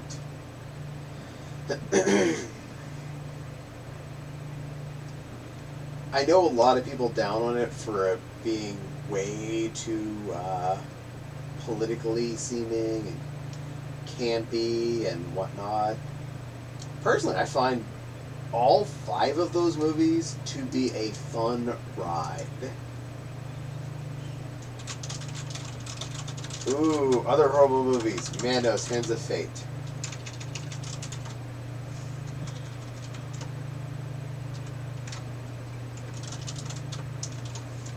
Plan 9 from Outer Space.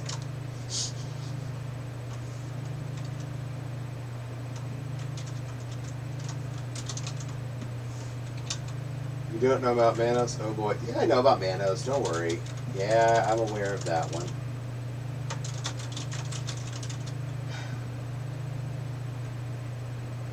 I don't think I've ever sat through the whole thing. I'll be honest. I don't think I actually managed to sit through the whole way. That's an awesome movie. One of what's best. You know, you're all allowed to enjoy these movies. I do not judge. If you enjoy a movie because it's bad, enjoy it for being bad. Enjoy a movie because you felt it was good and everyone else says it's bad, then pooey on them. You have your fun. The other day I remember Foxy said I was talking about airplane, and someone thought that she said snakes on a plane. I'm like, no, that's not my favorite movie, but that's a fun one to watch. Mostly because you get to watch Samuel L. Jackson, say that he's tired of these snakes on this plane with a couple of F words thrown in there.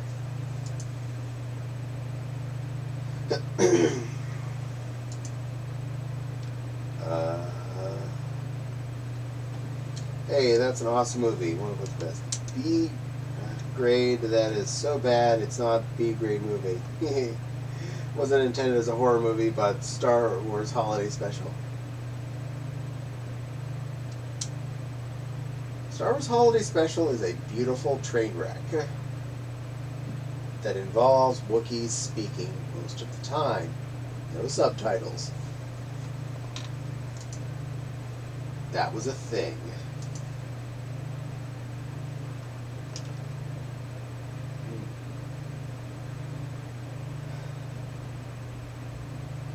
Another good bad movie would be Attack of the Killer Tomatoes. It was a horrible Wookiee stuff without subtitles. Yeah, it was. Wookiee stuff. Attack of the Killer Tomatoes.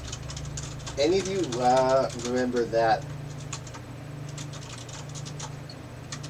just beautiful, beautiful train wreck? I believe they knew they were making something bad when they made it. And they went with it. Revenge of the Killer Tomatoes is even better. Commander, you got taste. You got good taste.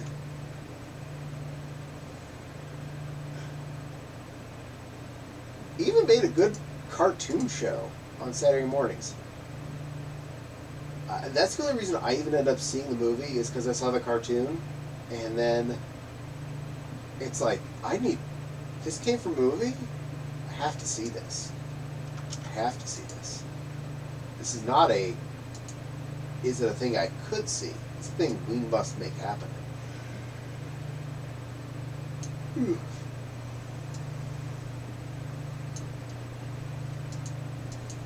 So many movies that weren't made for children that had cartoons made for them. Blob, son of Blob. Blob. Birdemic. Night of the Lepus. Cutie voice. Laser wants a cutie voice. You got it. I will talk in a cutie voice. You got it till 56 and 40 some seconds.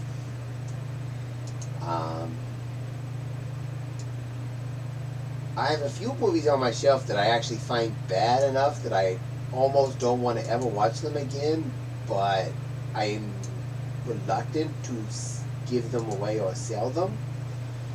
Mostly because if you trade them in, you're going to get almost nothing, so it's almost not worth it. Like I did buy Reanimator. You're just going down the list of the fun stuff, aren't you there, Commander?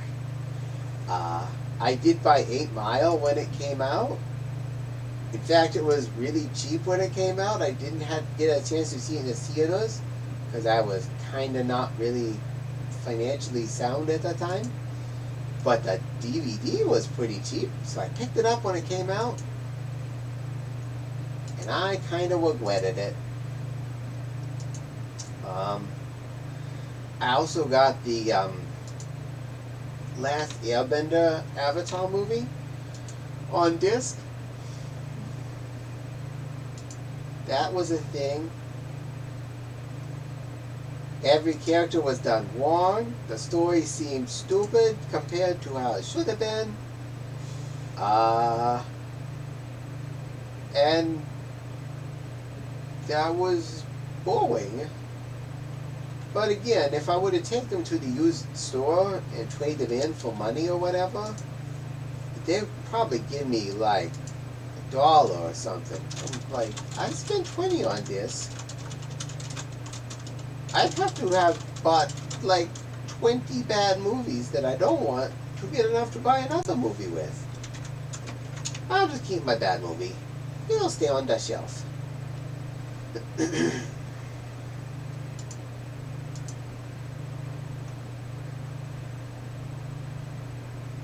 Heck, we even bought quite a few, like, straight-to-disc Super B movies from the Walmart when we was in Carlisle. Like a 4-pack of sci-fi movies. I don't remember any of the names of these movies. I barely remember any of the existence of them, other than they were.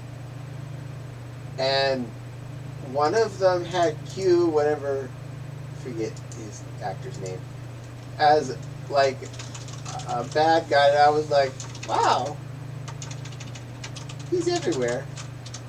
Well, at least they have a omnipotent creature in charge of this movie. Day of the Animals. No animals were hurt during the making of this album, except for Cinnamon the Bear. Required psychotherapy for her fight scene with Leslie Nielsen.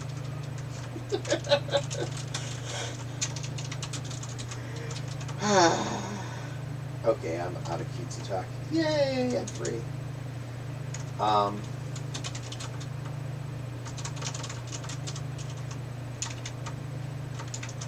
I could totally watch either of the Airplane movies any given time. If I'm at a friend's house and they've handed me the remote control and told me to pick something, I find one of those on, it's a guaranteed stop moment. I will stop. We watch that. I mean, I own them both on disc at home and I can watch them anytime I want. But that's a good place to put the TV and entertain everyone.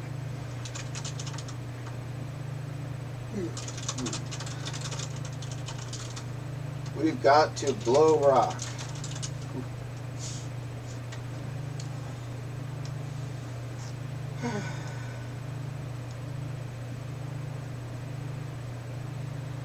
There are a few kind of bad but still good movies that came out not too recently, both of which involve The Rock, which is why that just came to my head. Skyscraper, which felt kind of like a Die Hard plus an Inferno going on. That was really good, and that involved The Rock playing a dude with a artificial limb. I'm wondering how interesting it was for him to have faked that, because I'm pretty sure he has both his peaks.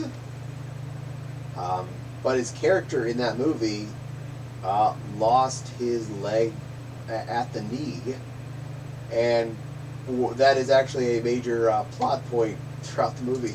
It's the fact that he has one toot and a fake toot. But he still managed to be badass. And the Jungle Cruise movie, he did that so well. I mean, I could have totally seen him not doing that as a movie character, but doing that at Disney World or Disneyland and just being a Jungle Cruise tour guide person. I think he would do amazing doing that. The fact that they threw in the backside of water and they owned it. They just showed it up there and it's like, yep, backside of water. But thank you. Did what we all needed. You said the thing. You did the thing. Good one.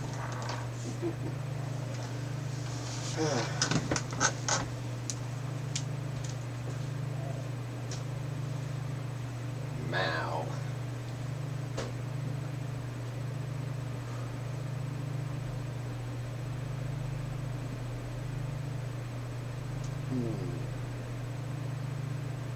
I've actually been doing a good job of digging into the chest freezer and getting through a lot of the things that we've been accidentally storing for too long. One item that I finally got us low on was French fries. The thing is, back in 2020, When we first got our chest freezer and when all of, the bad stuff went down, all the generic French fries had disappeared off the shelves. So, mystery meat? No. Any meat that was in the freezer actually is easily identifiable. Either still in original packaging or makes sense. If anything, it's mystery fish items, but they're all still in their labeled baggies, so I know what they are. So anytime I spotted French fries for a while there that were not brand name ones, I would pick up 2 or 3 bags and put them in the freezer, even if they weren't the type I liked. So we had quite a pile of French fries in the bottom of our chest freezer, and I finally realized we had gone through almost all of them. Happy day. I had to buy French fries. It was a moment. Bought 3 bags, and then was like, okay, keep covered for the next couple weeks because Walmart had the flavors I wanted in stock.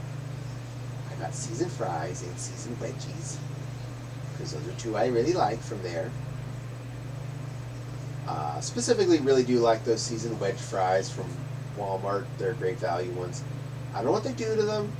I don't want to know what they do to them, but they taste pretty good, especially if you put them in the oven, not the toaster oven. For some reason, the toaster oven doesn't quite get them the right temperature or crispiness or whatever. But the oven does a heck of a good job. They turn out great.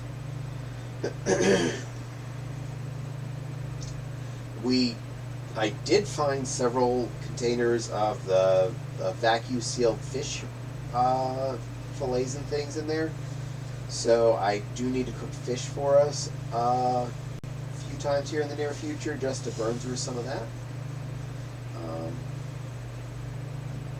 And I also found, not too old, fairly recent actually, a bag of lobster claws and the matching bag of scallops. So I can make me lobster claws and make Fopsy Woo some scallops.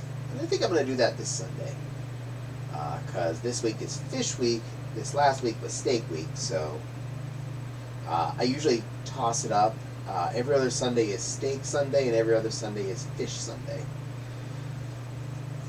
And usually fish Sunday tends to be I buy a big fillet of salmon or rainbow trouts or something like that. Enough that I make a nice big sheet tray worth of piece or 2 of fish. But since I have scallops in the freezer and lobster claws, that's a big special for both of us. So we can both be happy.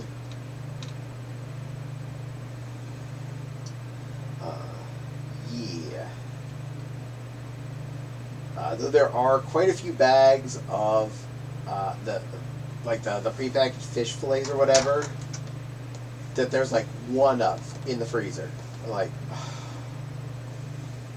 well, there's 1 piece of mahi-mahi there. There's 1 piece of tuna there. There is 1 little bit of, I don't know, orange roughy or something in there. Like, well, we're going to have the shared dinner tonight.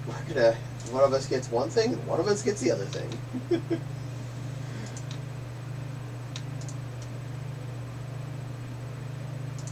Which is fine. I mean, we do often have some things that are a little different. Steak night is often different depending on what's available. Since Fopsy really does like strip steak, and I really like a ribeye, and I like ribeyes, I like T-bones, I like strips, I like filet. I'm a variety, but ribeye's usually my favorite. And Fopsy isn't as big a fan of those, so unless they're on sale, like big sale, I often will get, if I'm getting ribeye, I will get Fopsy a strip steak, so that we both get what we want out of life, and they both grill about the same speed, so ta-da. It's not like I bought, chicken legs and a fish fillet and I'm trying to cook them at the same time. No, it's nice thick steak and another nice thick steak. So they're software compatible.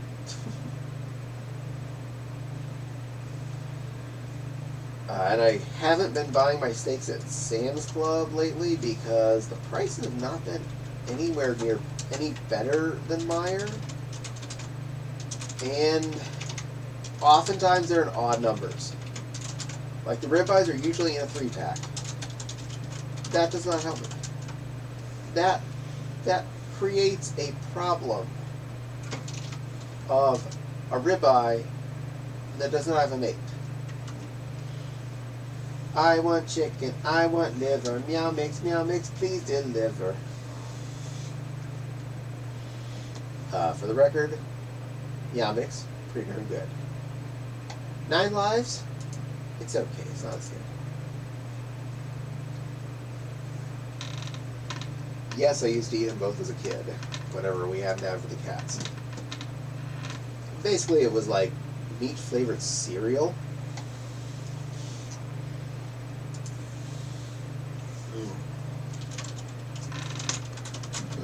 Third ribeye for the sandwich. Oh, you're on? I'm sorry. I didn't hear a beep. My bad, my bad. I allow. Yes. Oh, no, I don't want to. I'm not joining Zero right now. Yes, no problem. Whew, I almost messed that up.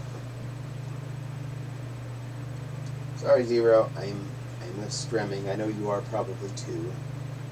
Check my sidebar. Yep, he is streaming. Protein. Yes. Sandwich. Yeah, I could make it for a leftover, but if I'm making a steak, I like to make it for now, not for reheating. Caddie clicks the button. We get ads. Yay! I broke it. I gave you all ads.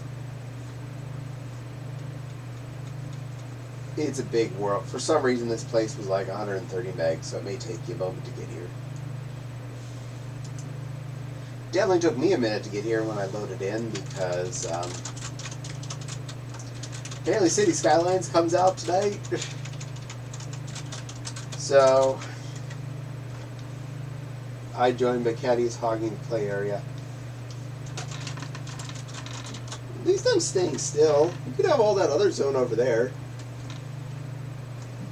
You could have all that space in front of the TV. I'm over by the shelf, sitting still, not moving.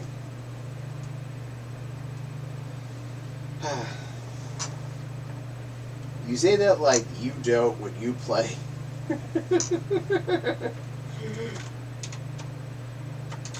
If I joined on VR when Fopsy is, I have to hide under my desk.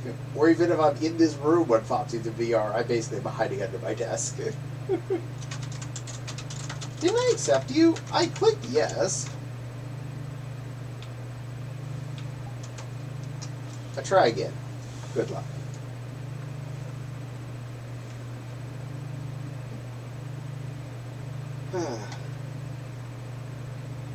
Yeah, if you haven't noticed, when I'm in VR, I'm normally not really big on moving, whereas Fopsy is very movie.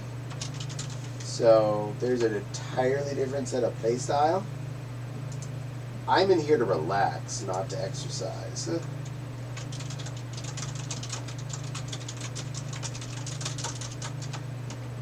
least I heard your ding this time. Nepal has joined my instance. There you are. I see you. I see a little icy pix.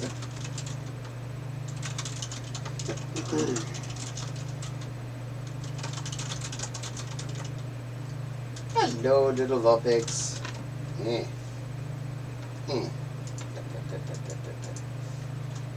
You're adorable. Yes, you are. Oh, my camera's going with me anyway, so yay! I didn't mess up. Much. There. You ever get one of those days where you can't get your position just right? good enough. It is. For me, moving about is relaxing. Yeah, Fopsy is special. No thanks, says Wild. That said, I'm getting better with staying in my half. You're all sideways. Yes, this happens.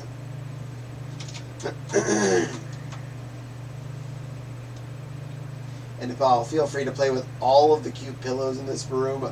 I think nearly every one of them, as far as I can tell, is clickable. Auto level.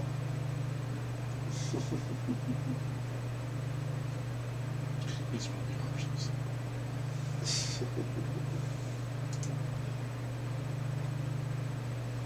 You look comfy.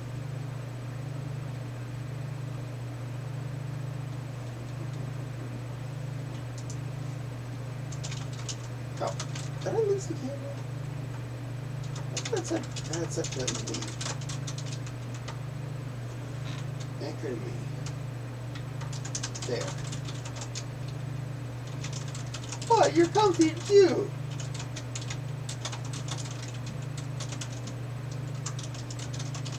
Okay, I'll leave you be.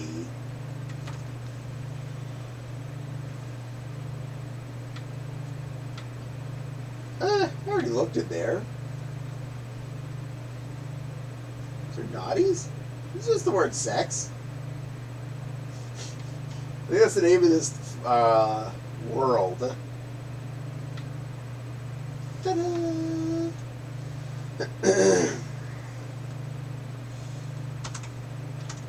Rawr.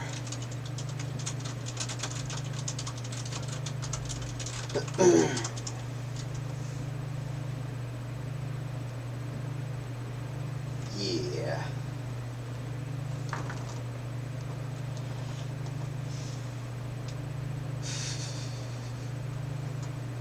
You have a pillow.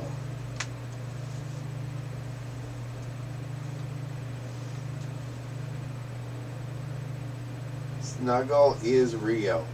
Snuggle is real. It is real. Cafe Junior stream intended for certain audiences. And those are? Well, this one, of course. You're part of that audience. Did you realize you're part of Caddie's target audience? Do you know how I know that? Because you're here. Good enough reason for me.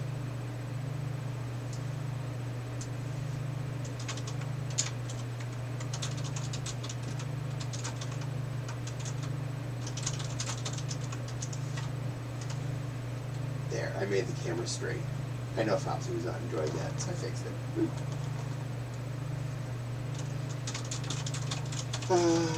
Shock! Crazy folk like us. One would presume. True facts. True facts. But I like all the crazy folk like you. You're a good type of people. Also, Mr. Jack Tiger.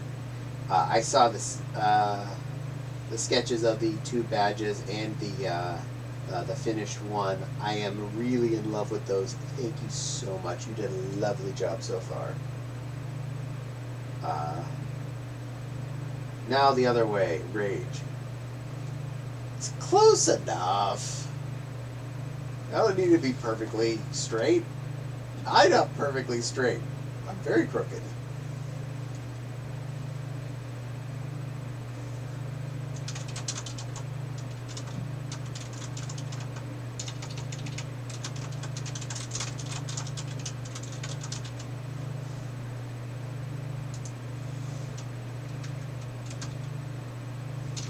At least I'm on camera. I seem to be on camera in good frame. So we're going to go with that. And my left leg is turned off, and my right leg is turned on. So we have one plitty, in case someone ever happens to claim beads.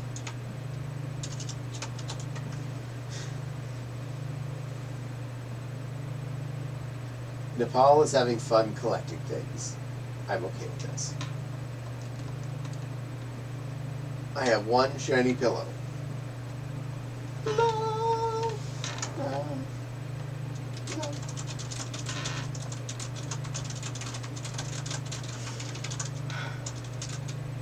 I like when my friends play Decorator in my streams. It's adorable.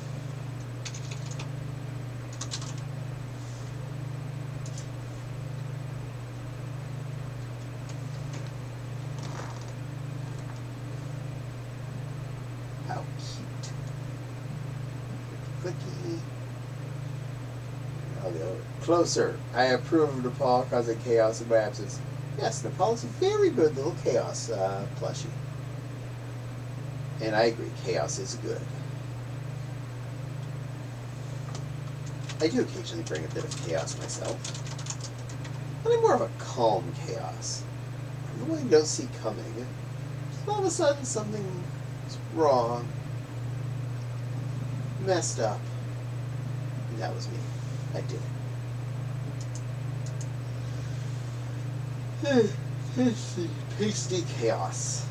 Delicious chaos.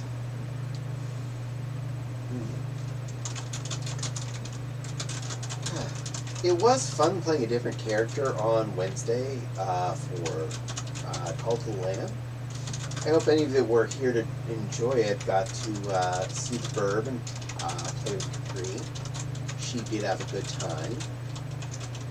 I definitely am intending to do Bursty this week since I figured out if I put this one particular large pillow on my chair, it sits me up at the correct angle so that I can probably both see and breathe at the same time while wearing Bursty.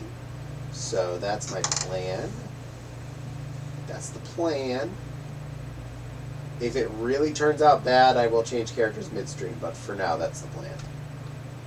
You got chaos in my mischief. You got mischief in my chaos. Two great tastes that go great together. I'm going to bring my peanut butter over next to your chocolate. I'm going to put my Jif next to your Lindt bars.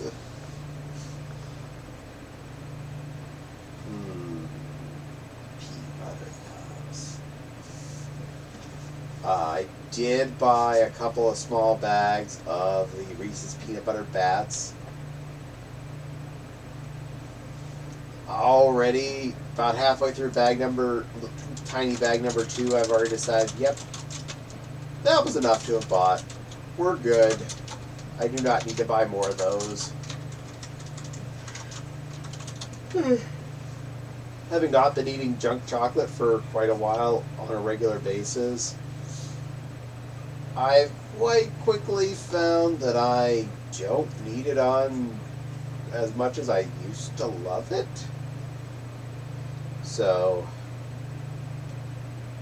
at least for now, this can stay on the back burner. But yes, I agree. Wow, Reese's Peanut Butter Cups. They really are one of the absolute best candy bar-y type products. Especially whenever you get them in the holiday variants, either like the bats, the Christmas trees, the pumpkins, the rabbits, or eggs, or whatever they turn them into. Basically the chunk that is much more like peanut butter and a lot less chocolate. Those are my faves. And Reese's Pieces are dangerous. As a kid, you had a parent that would stop you by only buying you the regular little packet at the cash register. You know, the one that's about a candy bar or a bag of M&M size. That's how your parents kept you normal. Now, as an adult, there's no one stopping you from buying the party-sized bag of Reese's Pieces at the grocery store. You know, the one that looks like a nice size baggie.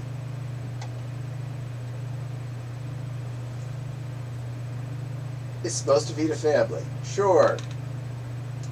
The problem is, a caddy will sit down with that bag, not being smart, not having poured out a particular serving, and look down and realize that in a single sitting that I've eaten more than half a baggie.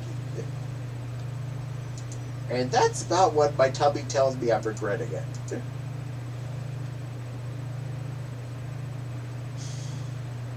Oh, it's so hard to stop. They're so good.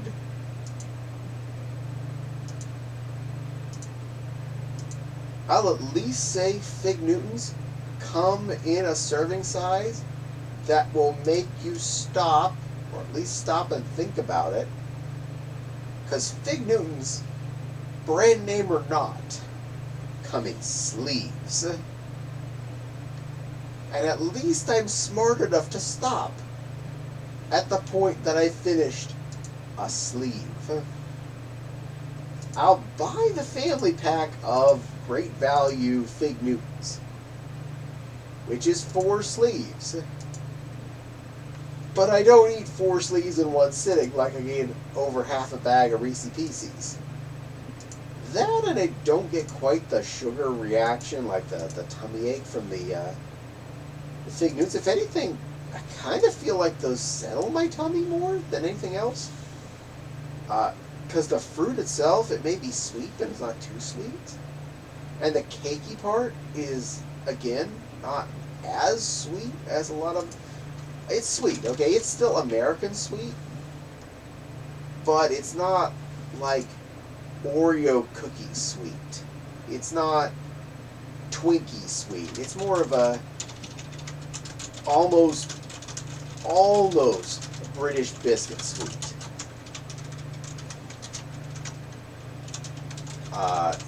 So yeah, for some reason it actually settles my stomach if I'm feeling a little tummy achy. I can sit down a sleeve of those bad boys and wow. Popsy says, I think I'll grab a piece of stupid dark chocolate. Yum. Joy. Nutter butter sweet.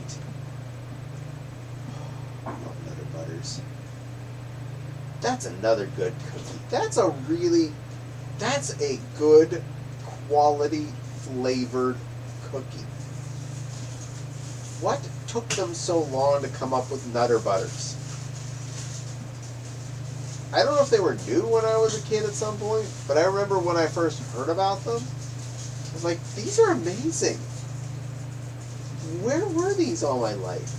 A sandwich cookie that's got a nice bit of a salty peanut butter flavor to it? You had me at hello.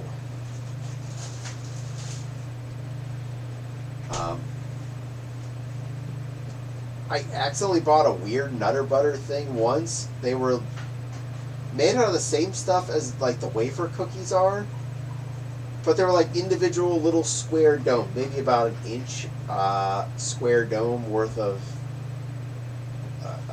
Nutter Butter in a bubble made out of the thin wafer cookie stuff. That was weird. One, there was a whole lot of air in each of them, so it felt like misleading on the size. And it felt like there wasn't enough cookie to goop ratio, so it didn't hit quite right.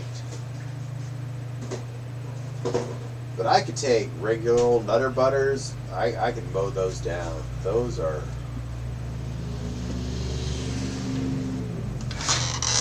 That car went that way. Nutter Butters are so taste. Oh.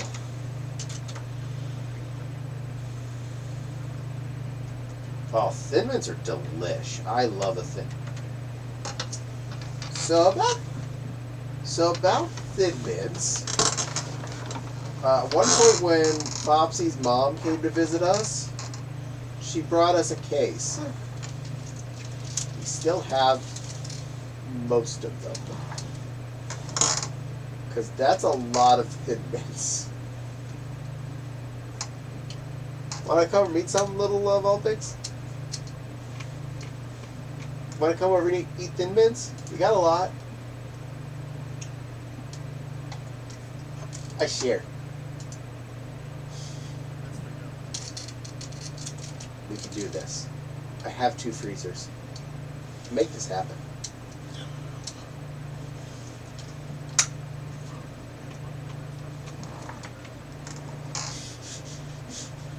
Get rid kind of a relative term. We do enjoy them. It's just we don't eat cookies as much as we could.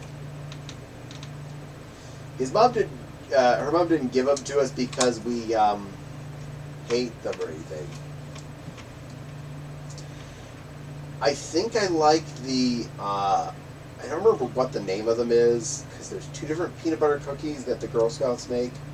It's the one that's kind of the shape of a Thin Mint, but it's got a layer of creamy peanut butter stuff inside of it. I think that's my favorite Girl Scout cookie at this point. Tag along. Got it.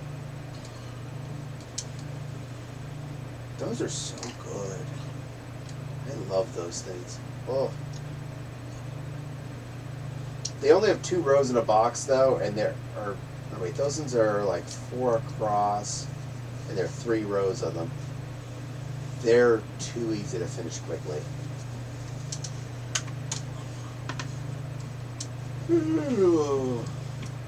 Oh, I had some 90%. Oh, good. Foxy got a 90% bar out. That's my silly kid. Yay, it was tag along. Oh, good. You can be my little tag along. You're good little. I'd pet you, but I hit a wall. Oh, it's a bookshelf. There. I got you. I put my hand on the shelf. Good girl. Foxy says I'm taking up all the play space. I am literally in a corner.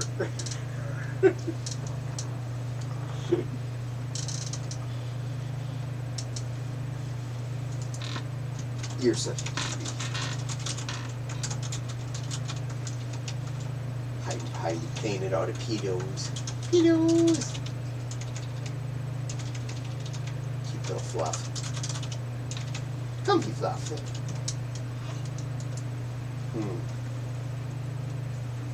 Yes, you're in my space. Technically, yes.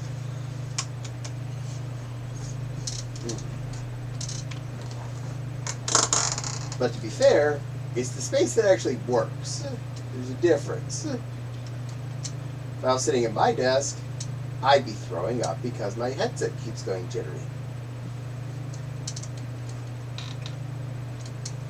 From what I'm figuring out, though, it's probably one of the many Bluetooth generating objets on my desk. AKA possibly any one of my tracker diddlies. So I probably want to try and space them out a little bit more.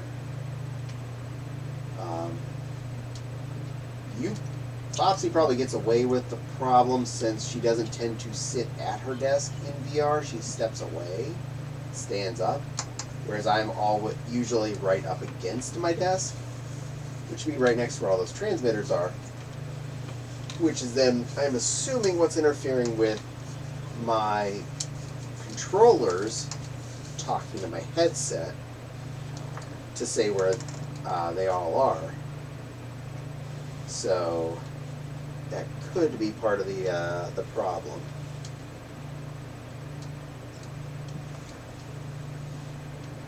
Mow.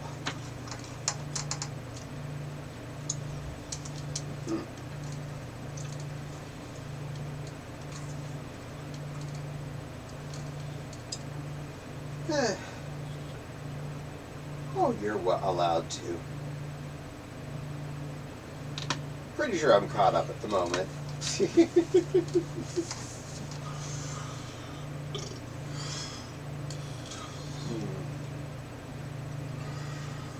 does feel like a good ramen night today. I haven't had a pot of that in a bit. So, looking forward to that after stream tonight. I already have my water on the stove and my pack's right next to the stove, so I am ready to roll. I planned ahead today.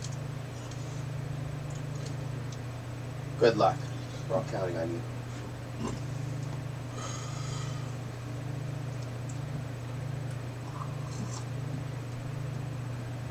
And now the decorative Vulpix was AFK.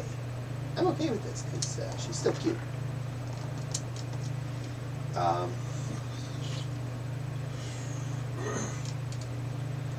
I actually found I have been eating less, not by like specifically deciding to, but because I'm getting full sooner, which is confusing, as I was always the one of the bottomless pit type people that I knew of who could just keep eating and eating if they chose to.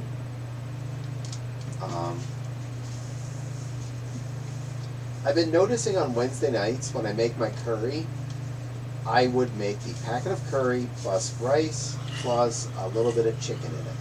Same amount, approximately, of chicken every week. Same packet of curry, usually the same plap of rice on the plate. I actually use the same plate and I flatten it out, so I know I'm using basically the same amount of rice every time. The last few weeks, I was feeling full and feeling like I was forcing myself to eat all of my curry. 2 weeks ago-ish, I felt really uncomfortable after having forced myself to finish. So last week, I only ate about half of it. And I didn't stop because I was like, oh, I'm going to stop because of half. I was like, I stopped because I felt full. And if I'm full, I should stop eating. I mean, that's logical, right? You're full, you're done. Stop eating, stupid. But no, I was like, well, I don't want to make a small leftover. Feels like it's not enough to keep, and I probably am this hungry. Fopsy definitely knows I needed to hydrate here, so I'm going to take care of that. Yeah. Water bottle.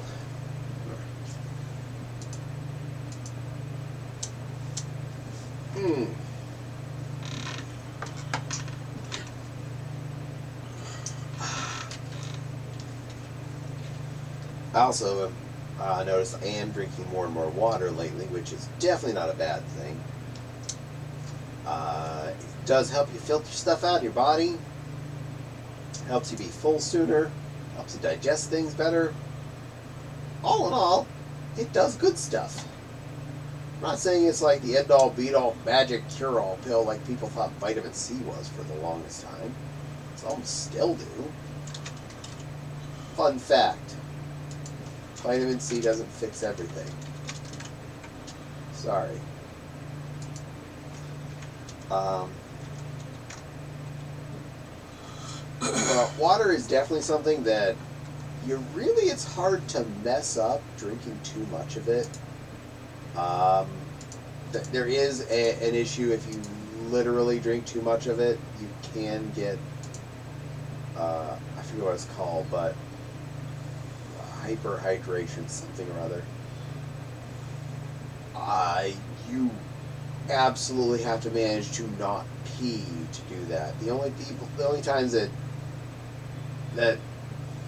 it's come up in the last forever almost, it involved long-running racers like marathon runners that are drinking a lot of water, because when you're physically active, your body, most people it shuts off the concept of peeing.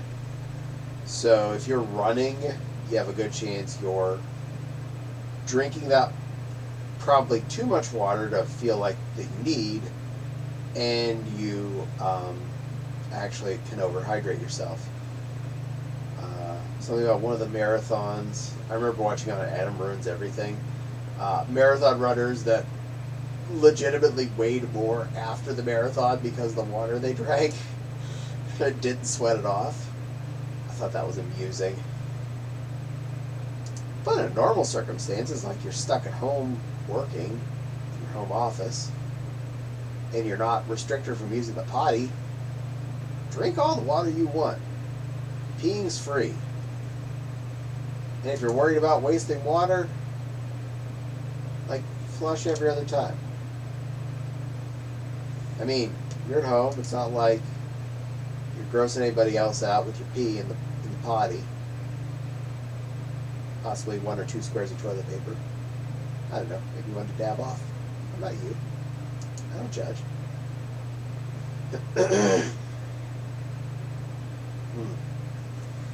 But yeah, drinking water's good. Good girl.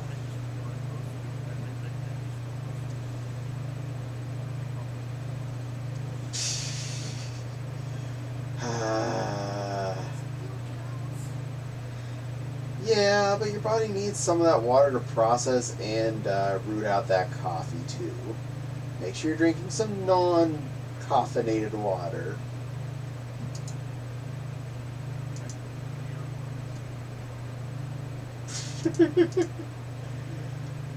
The number of my friends that practically live on energy drinks amazes me. Yeah, me too. They taste too sweet, and I don't enjoy them. And honestly, I have an espresso maker sitting in my kitchen. If I need caffeine, I can make caffeine happen and make it taste good. Speaking of which, I need to order more coffee syrups. We are on our last bottle. I've been buying it off of Amazon because the normal stores, the regular grocery stores, have only been selling the half bottles. And they're selling them way more expensive than half of a large bottle.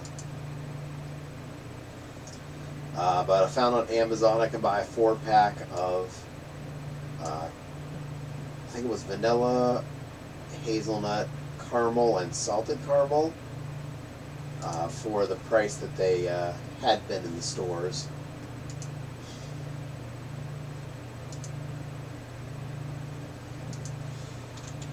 So restock and make sure you have yummy coffee stuff.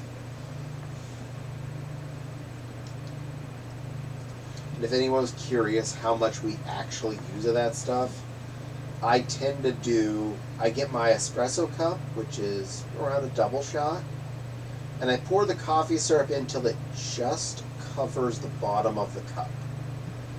We actually are using less than what is technically a serving size of the stuff in our coffee. So I'm not super sugaring. It's all about the coffee. Just enough to take the edge off. Make it flavored.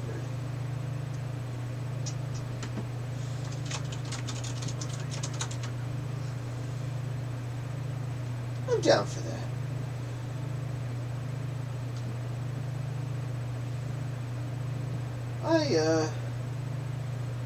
If I'm drinking normal coffee, which I do upstairs in the workroom, I use, it's instant because I don't have a coffee maker up there. It's a good instant, so that's something. It doesn't taste bad, but I've been using a flavored creamer and just the coffee, no sugar or anything. It tends to taste pretty good. Funny thing is, I normally like vanilla, but the vanilla creamer, the Walmart brand vanilla, tasted weird the last time I bought it. However, the cinnamon toast, or French toast, the salted caramel, and the hazelnut all taste delicious. So, I got 3 good choices on the shelf in the affordable zone.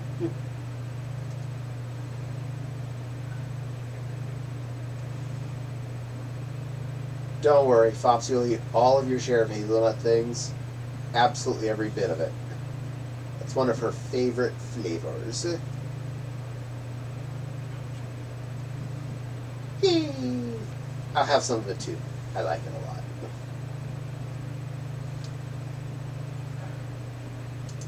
Hazelnuts are one of the nuts that were in the nut basket at Grandma's house when I was growing up.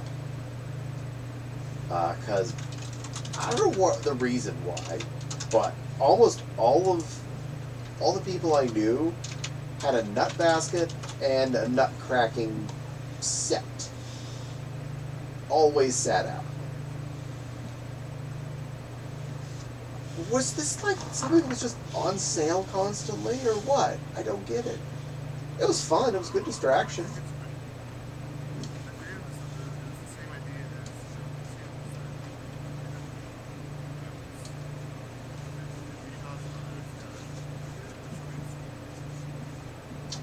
Fun fact, there's a really big one of those tins in my kitchen. Not sewing supplies. They're back in stock at Sam's Club. Yeah, this is true. The last year's giant empty is in the sewing room. I haven't put anything in it yet. And I have about 5 or 6 of the normal size tins back there that are still waiting to be filled with sewing supplies. I can always make them Battletech Mans or something. I have a Oreo tin. Well, I like breaking traditions.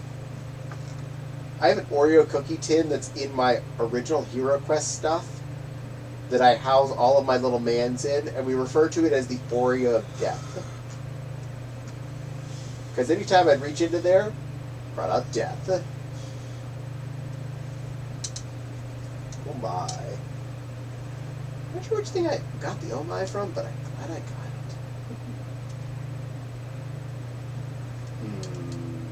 Tin cookies.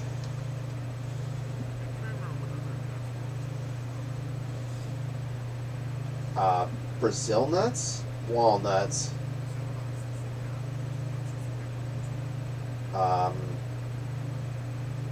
pecans were in there. Pecans always made me mad because half the time I'd crack them and it wouldn't crack the whole shell. It'd just like crack off the outside layer of the shell. You know, that kind of corrugated pitted side, but not the inner shell. Come on, almond. Be nice. Or that was the almonds. That was the almond, not pecans. There were pecans sometimes. I got pretty darn good at walnuts. Occasionally we got chestnuts. Those were easy. They were practically a leather coat. But hazelnuts were definitely one of the ones. That's where I first had hazelnuts.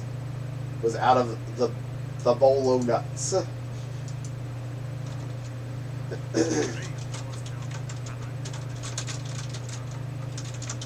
Everybody did. Absolutely. That's just how it works. I know we had that same magical nutcracker set at home. For the longest time, it was always full of nuts. I think half of my relatives had that too. Aunts and uncles and whatnot. It was apparently just what you did. Yeah, when the kid... Oh yeah, especially around Christmas, because that's when everyone's there and you have to have stuff set out. I think it's called the, here, hand this to your children that are visiting, and they're going to make a mess in your living room. That'll be fun to vacuum up later.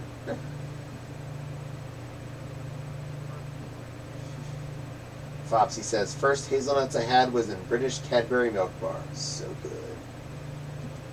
Yeah, a Milka with hazelnuts is an amazing experience. Which is also why I buy you the dark chocolate Ritter Sport bars occasionally. Because I love you.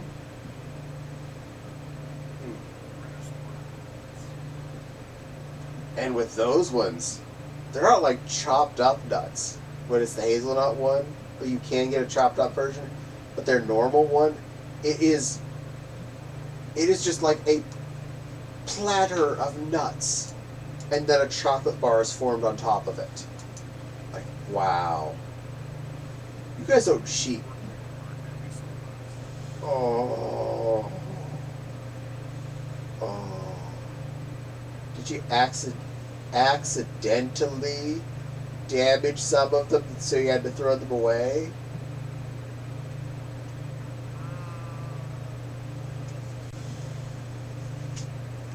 I like that answer. Mindy agrees those are so good. I do recall quite a few times at Target a manager would damage a snack food, and then it ended up in the break room after it was zoned out. Like, oh, I really, really want these, and I want to share with everybody. Whoops, box cutter. This bag is damaged. I can't sell that now. So, yum.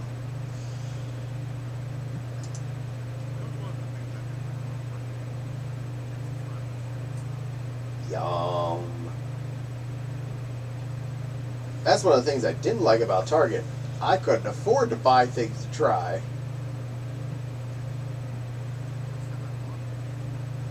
Yeah, they watched us too much.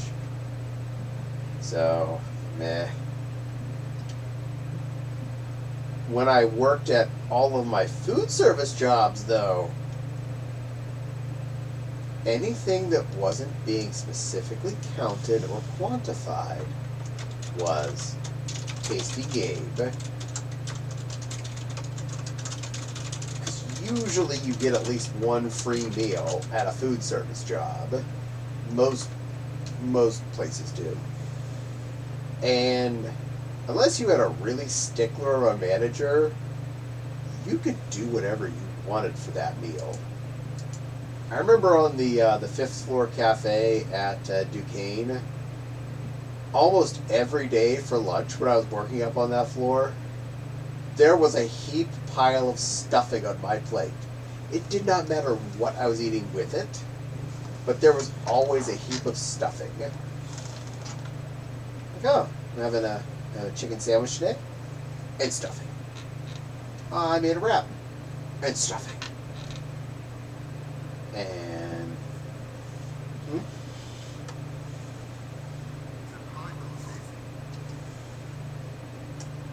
yeah, well, that's what you live on. You're a plushie.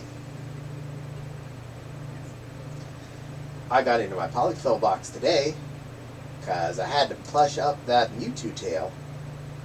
So it's all ready to take to moof.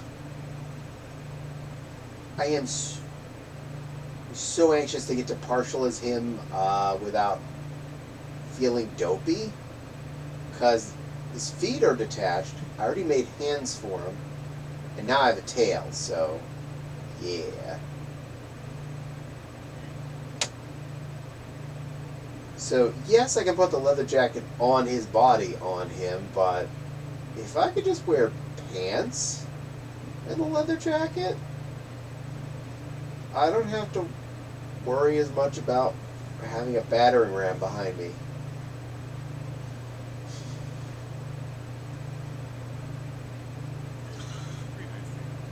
It is a really nice tail, but it does get tiring walking around with that much of a counterbalance on at all times. My original suit actually had 9 pounds. Oh my. And I was at the 10 pound, 11 pounds. Oof. I actually found I was wearing it. It's funny what you get used to. Another problem with wearing Mewtwo's body, if I'm with Fopsy is made of energy when you put her in a fursuit, and Mewtwo's crotch is down between my knees, which means I'm at half speed, not because I'm trying to move slow, but because that's as far as my legs move.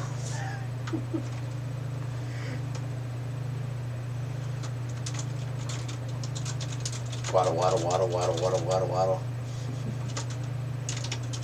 Granted, he is one of the funnest suits I have to be at a convention by far.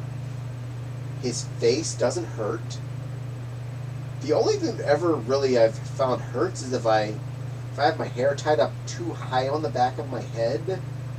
Because if the hair tie becomes a lump behind me, it can become uncomfortable.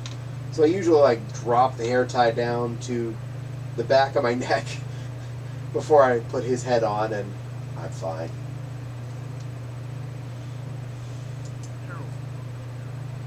Yeah, and I ain't cutting that stuff off. I don't care how far back the horizon is gone. Keeping that long hair until it goes away.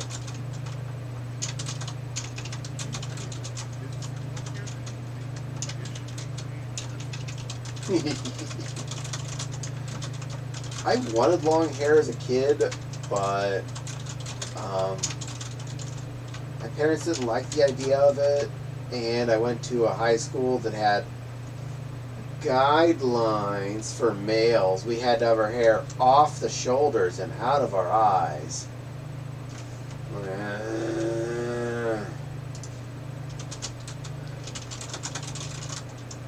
I was not a fan of that.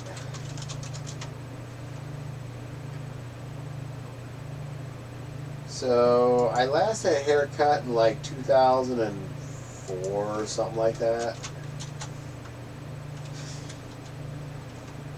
For those of you who don't know, hair has a terminal point. Every hair on your body grows for a certain period of time and then falls out whether or not you've cut it. So my hair is as long as my hair will be, and it will stay that long. And just occasionally you'll see hairs come out in your hairbrush.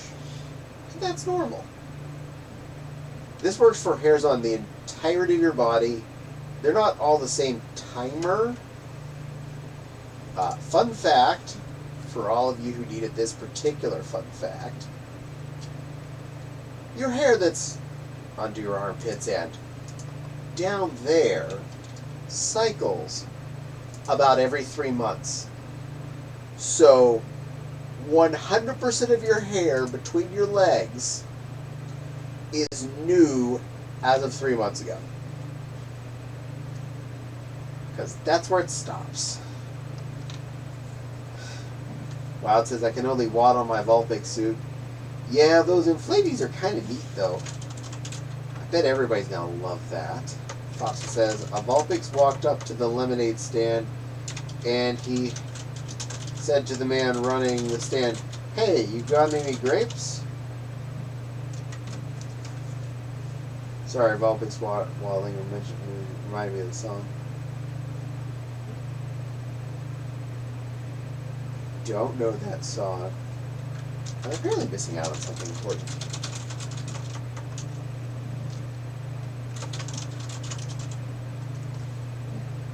Sorry, the Vulpix waddling reminded me of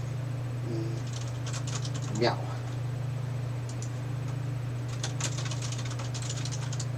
I will say it was fun last year at MFF when I babysat the 2 pink inflatable foxes. They were cute. They got a lot of attention. Yeah, that was Wild and Flopsy Woo. Yeah, I was the babysitter. They asked me to go and take photos and make sure they're okay while they were down playing balloons. So I couldn't fursuit during that time.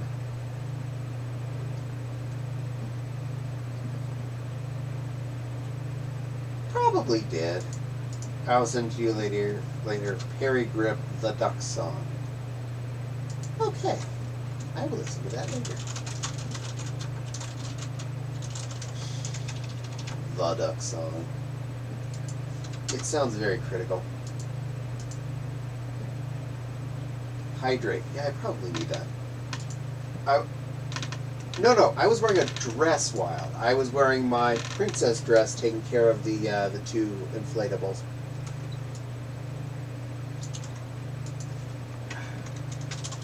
Wasn't I? Pretty sure I didn't get to suit them.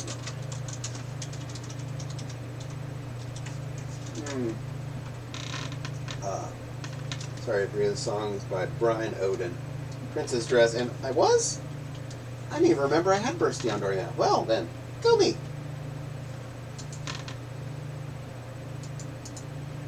Bursty's fun to partial as.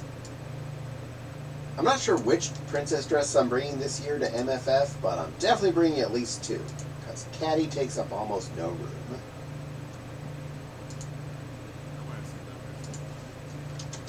I want you to see all those dresses. I like showing them off.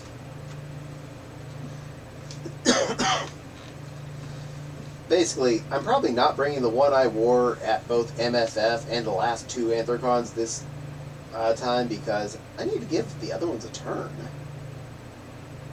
There's plenty on that rack. The only one I can tell you for sure is not going to a convention is the wedding dress.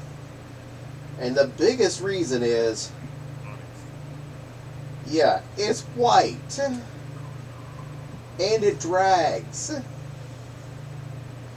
I am not dealing with that. Even the ones that have white trim and are pink or blue or whatever, if they drag, it's easier to put that off and wash it and or not have that be as noticeable. But white fur trim on white satin shows up really good. I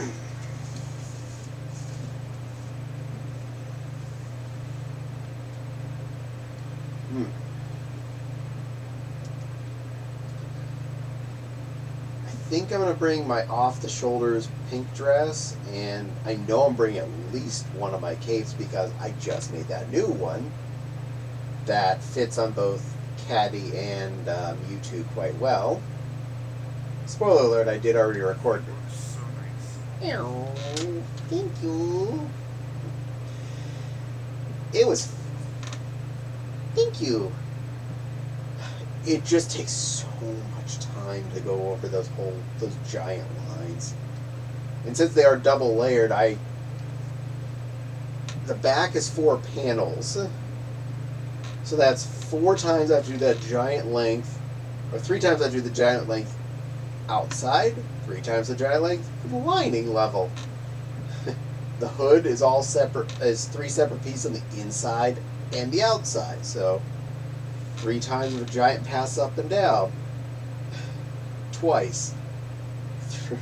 Twice around the inner, the neck to attach the two.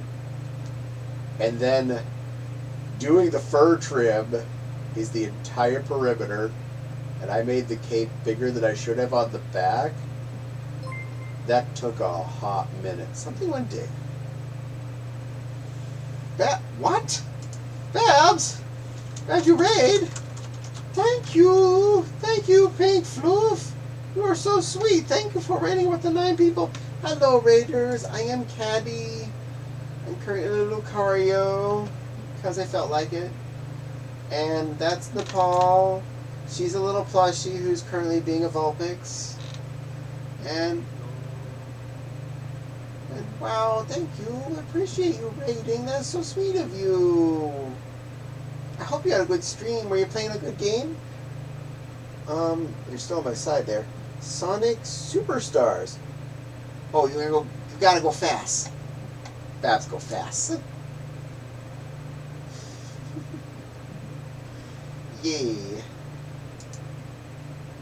Cunning Red Fox says, "Arg, ye being raided. Woo! Thank you for raiding. I appreciate. And thank you for chatting, Cunning Red Fox. Welcome to the channel."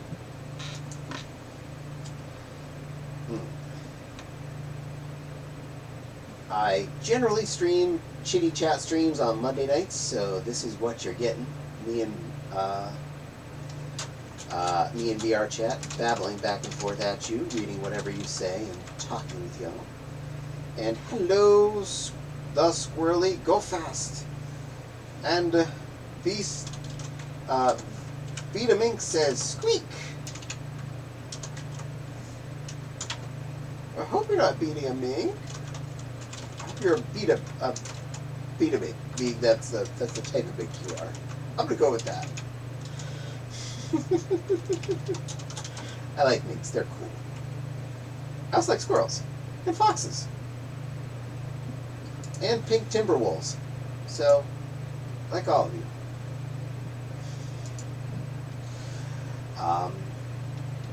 And if you come back on Wednesday night, bless you. Duff up.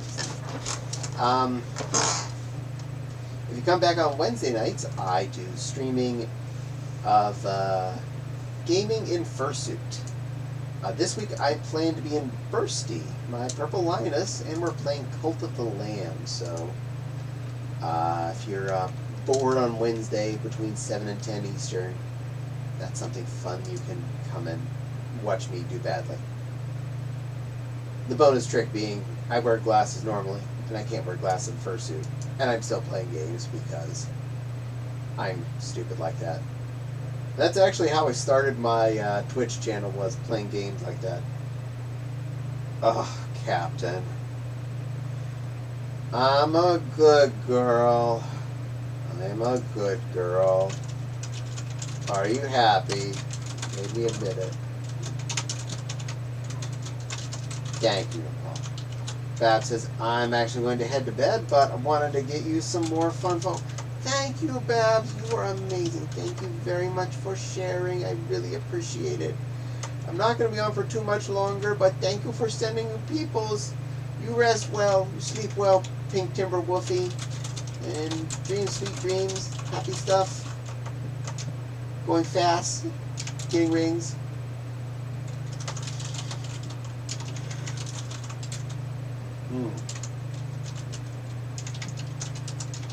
Yeah. Oh, you're welcome, Cat Pig, and good night, Wild Caddy Autumn. Love you all. Yay! Babs is nice. I think we need to set up a shout out script for Caddy. Yes, we do. Yes. Bobsy, could you help me figure that out later? I appreciate it. Thank you. That'd be a good idea. Yes. Like, trust me, Babs, I would have shouted you out, but I haven't figured out how to do that yet. So, I'm like 10 months into this, and I still haven't figured that out yet. And one for our Discord, too. Yeah. Give me an exclamation Discord, an exclamation shout out, please. Thank you, Fopsy, for helping me with these things. I'll let you have access to stuff. I mean, I think I really do have let you have access to stuff. I don't know what all an admin or mod can and can't do, but I know I gave Fopsy like the ultimate mod rights. Got it set up in mind, so yeah. Thank you, Fopsy. I appreciate that you'll help me with that later. You're a good girl too. You're a good girl, Fopsy. You're a good girl. I don't even need a redeem, but I'll do that for free.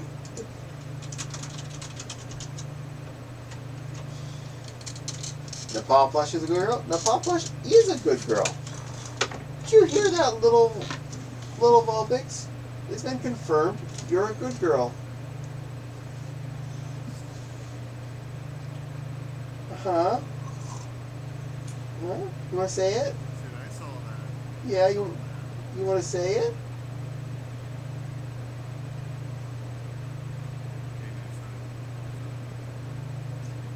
I don't have a redeem for you for that. That's cheating, saying that's how you need to get it.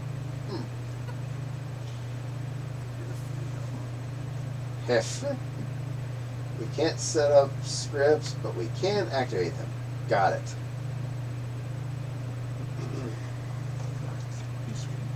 Yes, love? Oh, good. Oh, that is. But then I know where to send all of you. Yay! But we are coming up on the end. It is 10 o'clock after all. So, if any of you are still here from the previous raid, I apologize that I would potentially be re-raiding you back out. But it's going to be to a good cause. A couple of our friends have their charity stream practice runs up right now, and they're playing a Legend of Zelda randomizer. So I think you're going to enjoy that. So let's get this rolling. Do-do-do.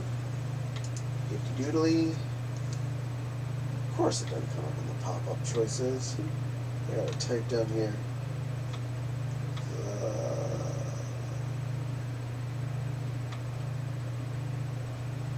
How does it spell? Okay. No spaces. Just how I think it is.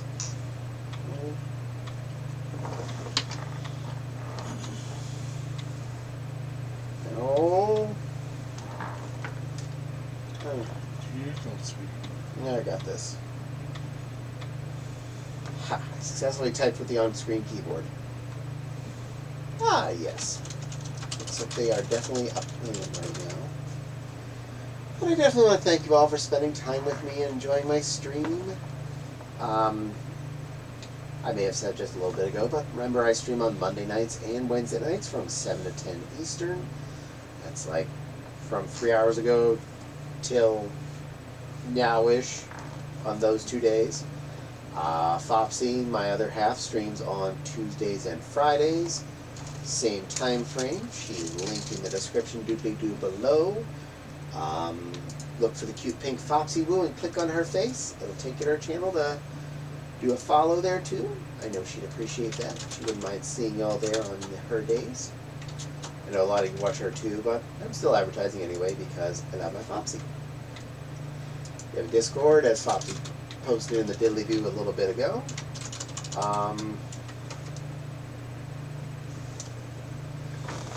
And there's ads right then, but don't worry, you won't see much now.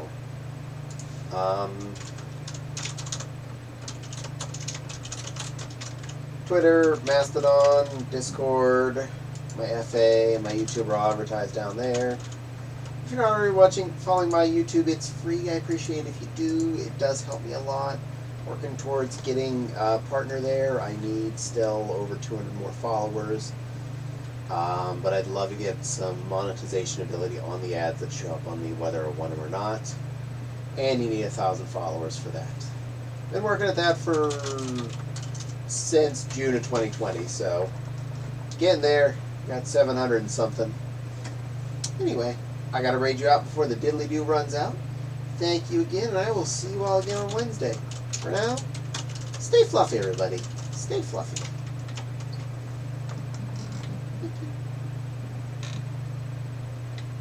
Stay fluffy, everybody.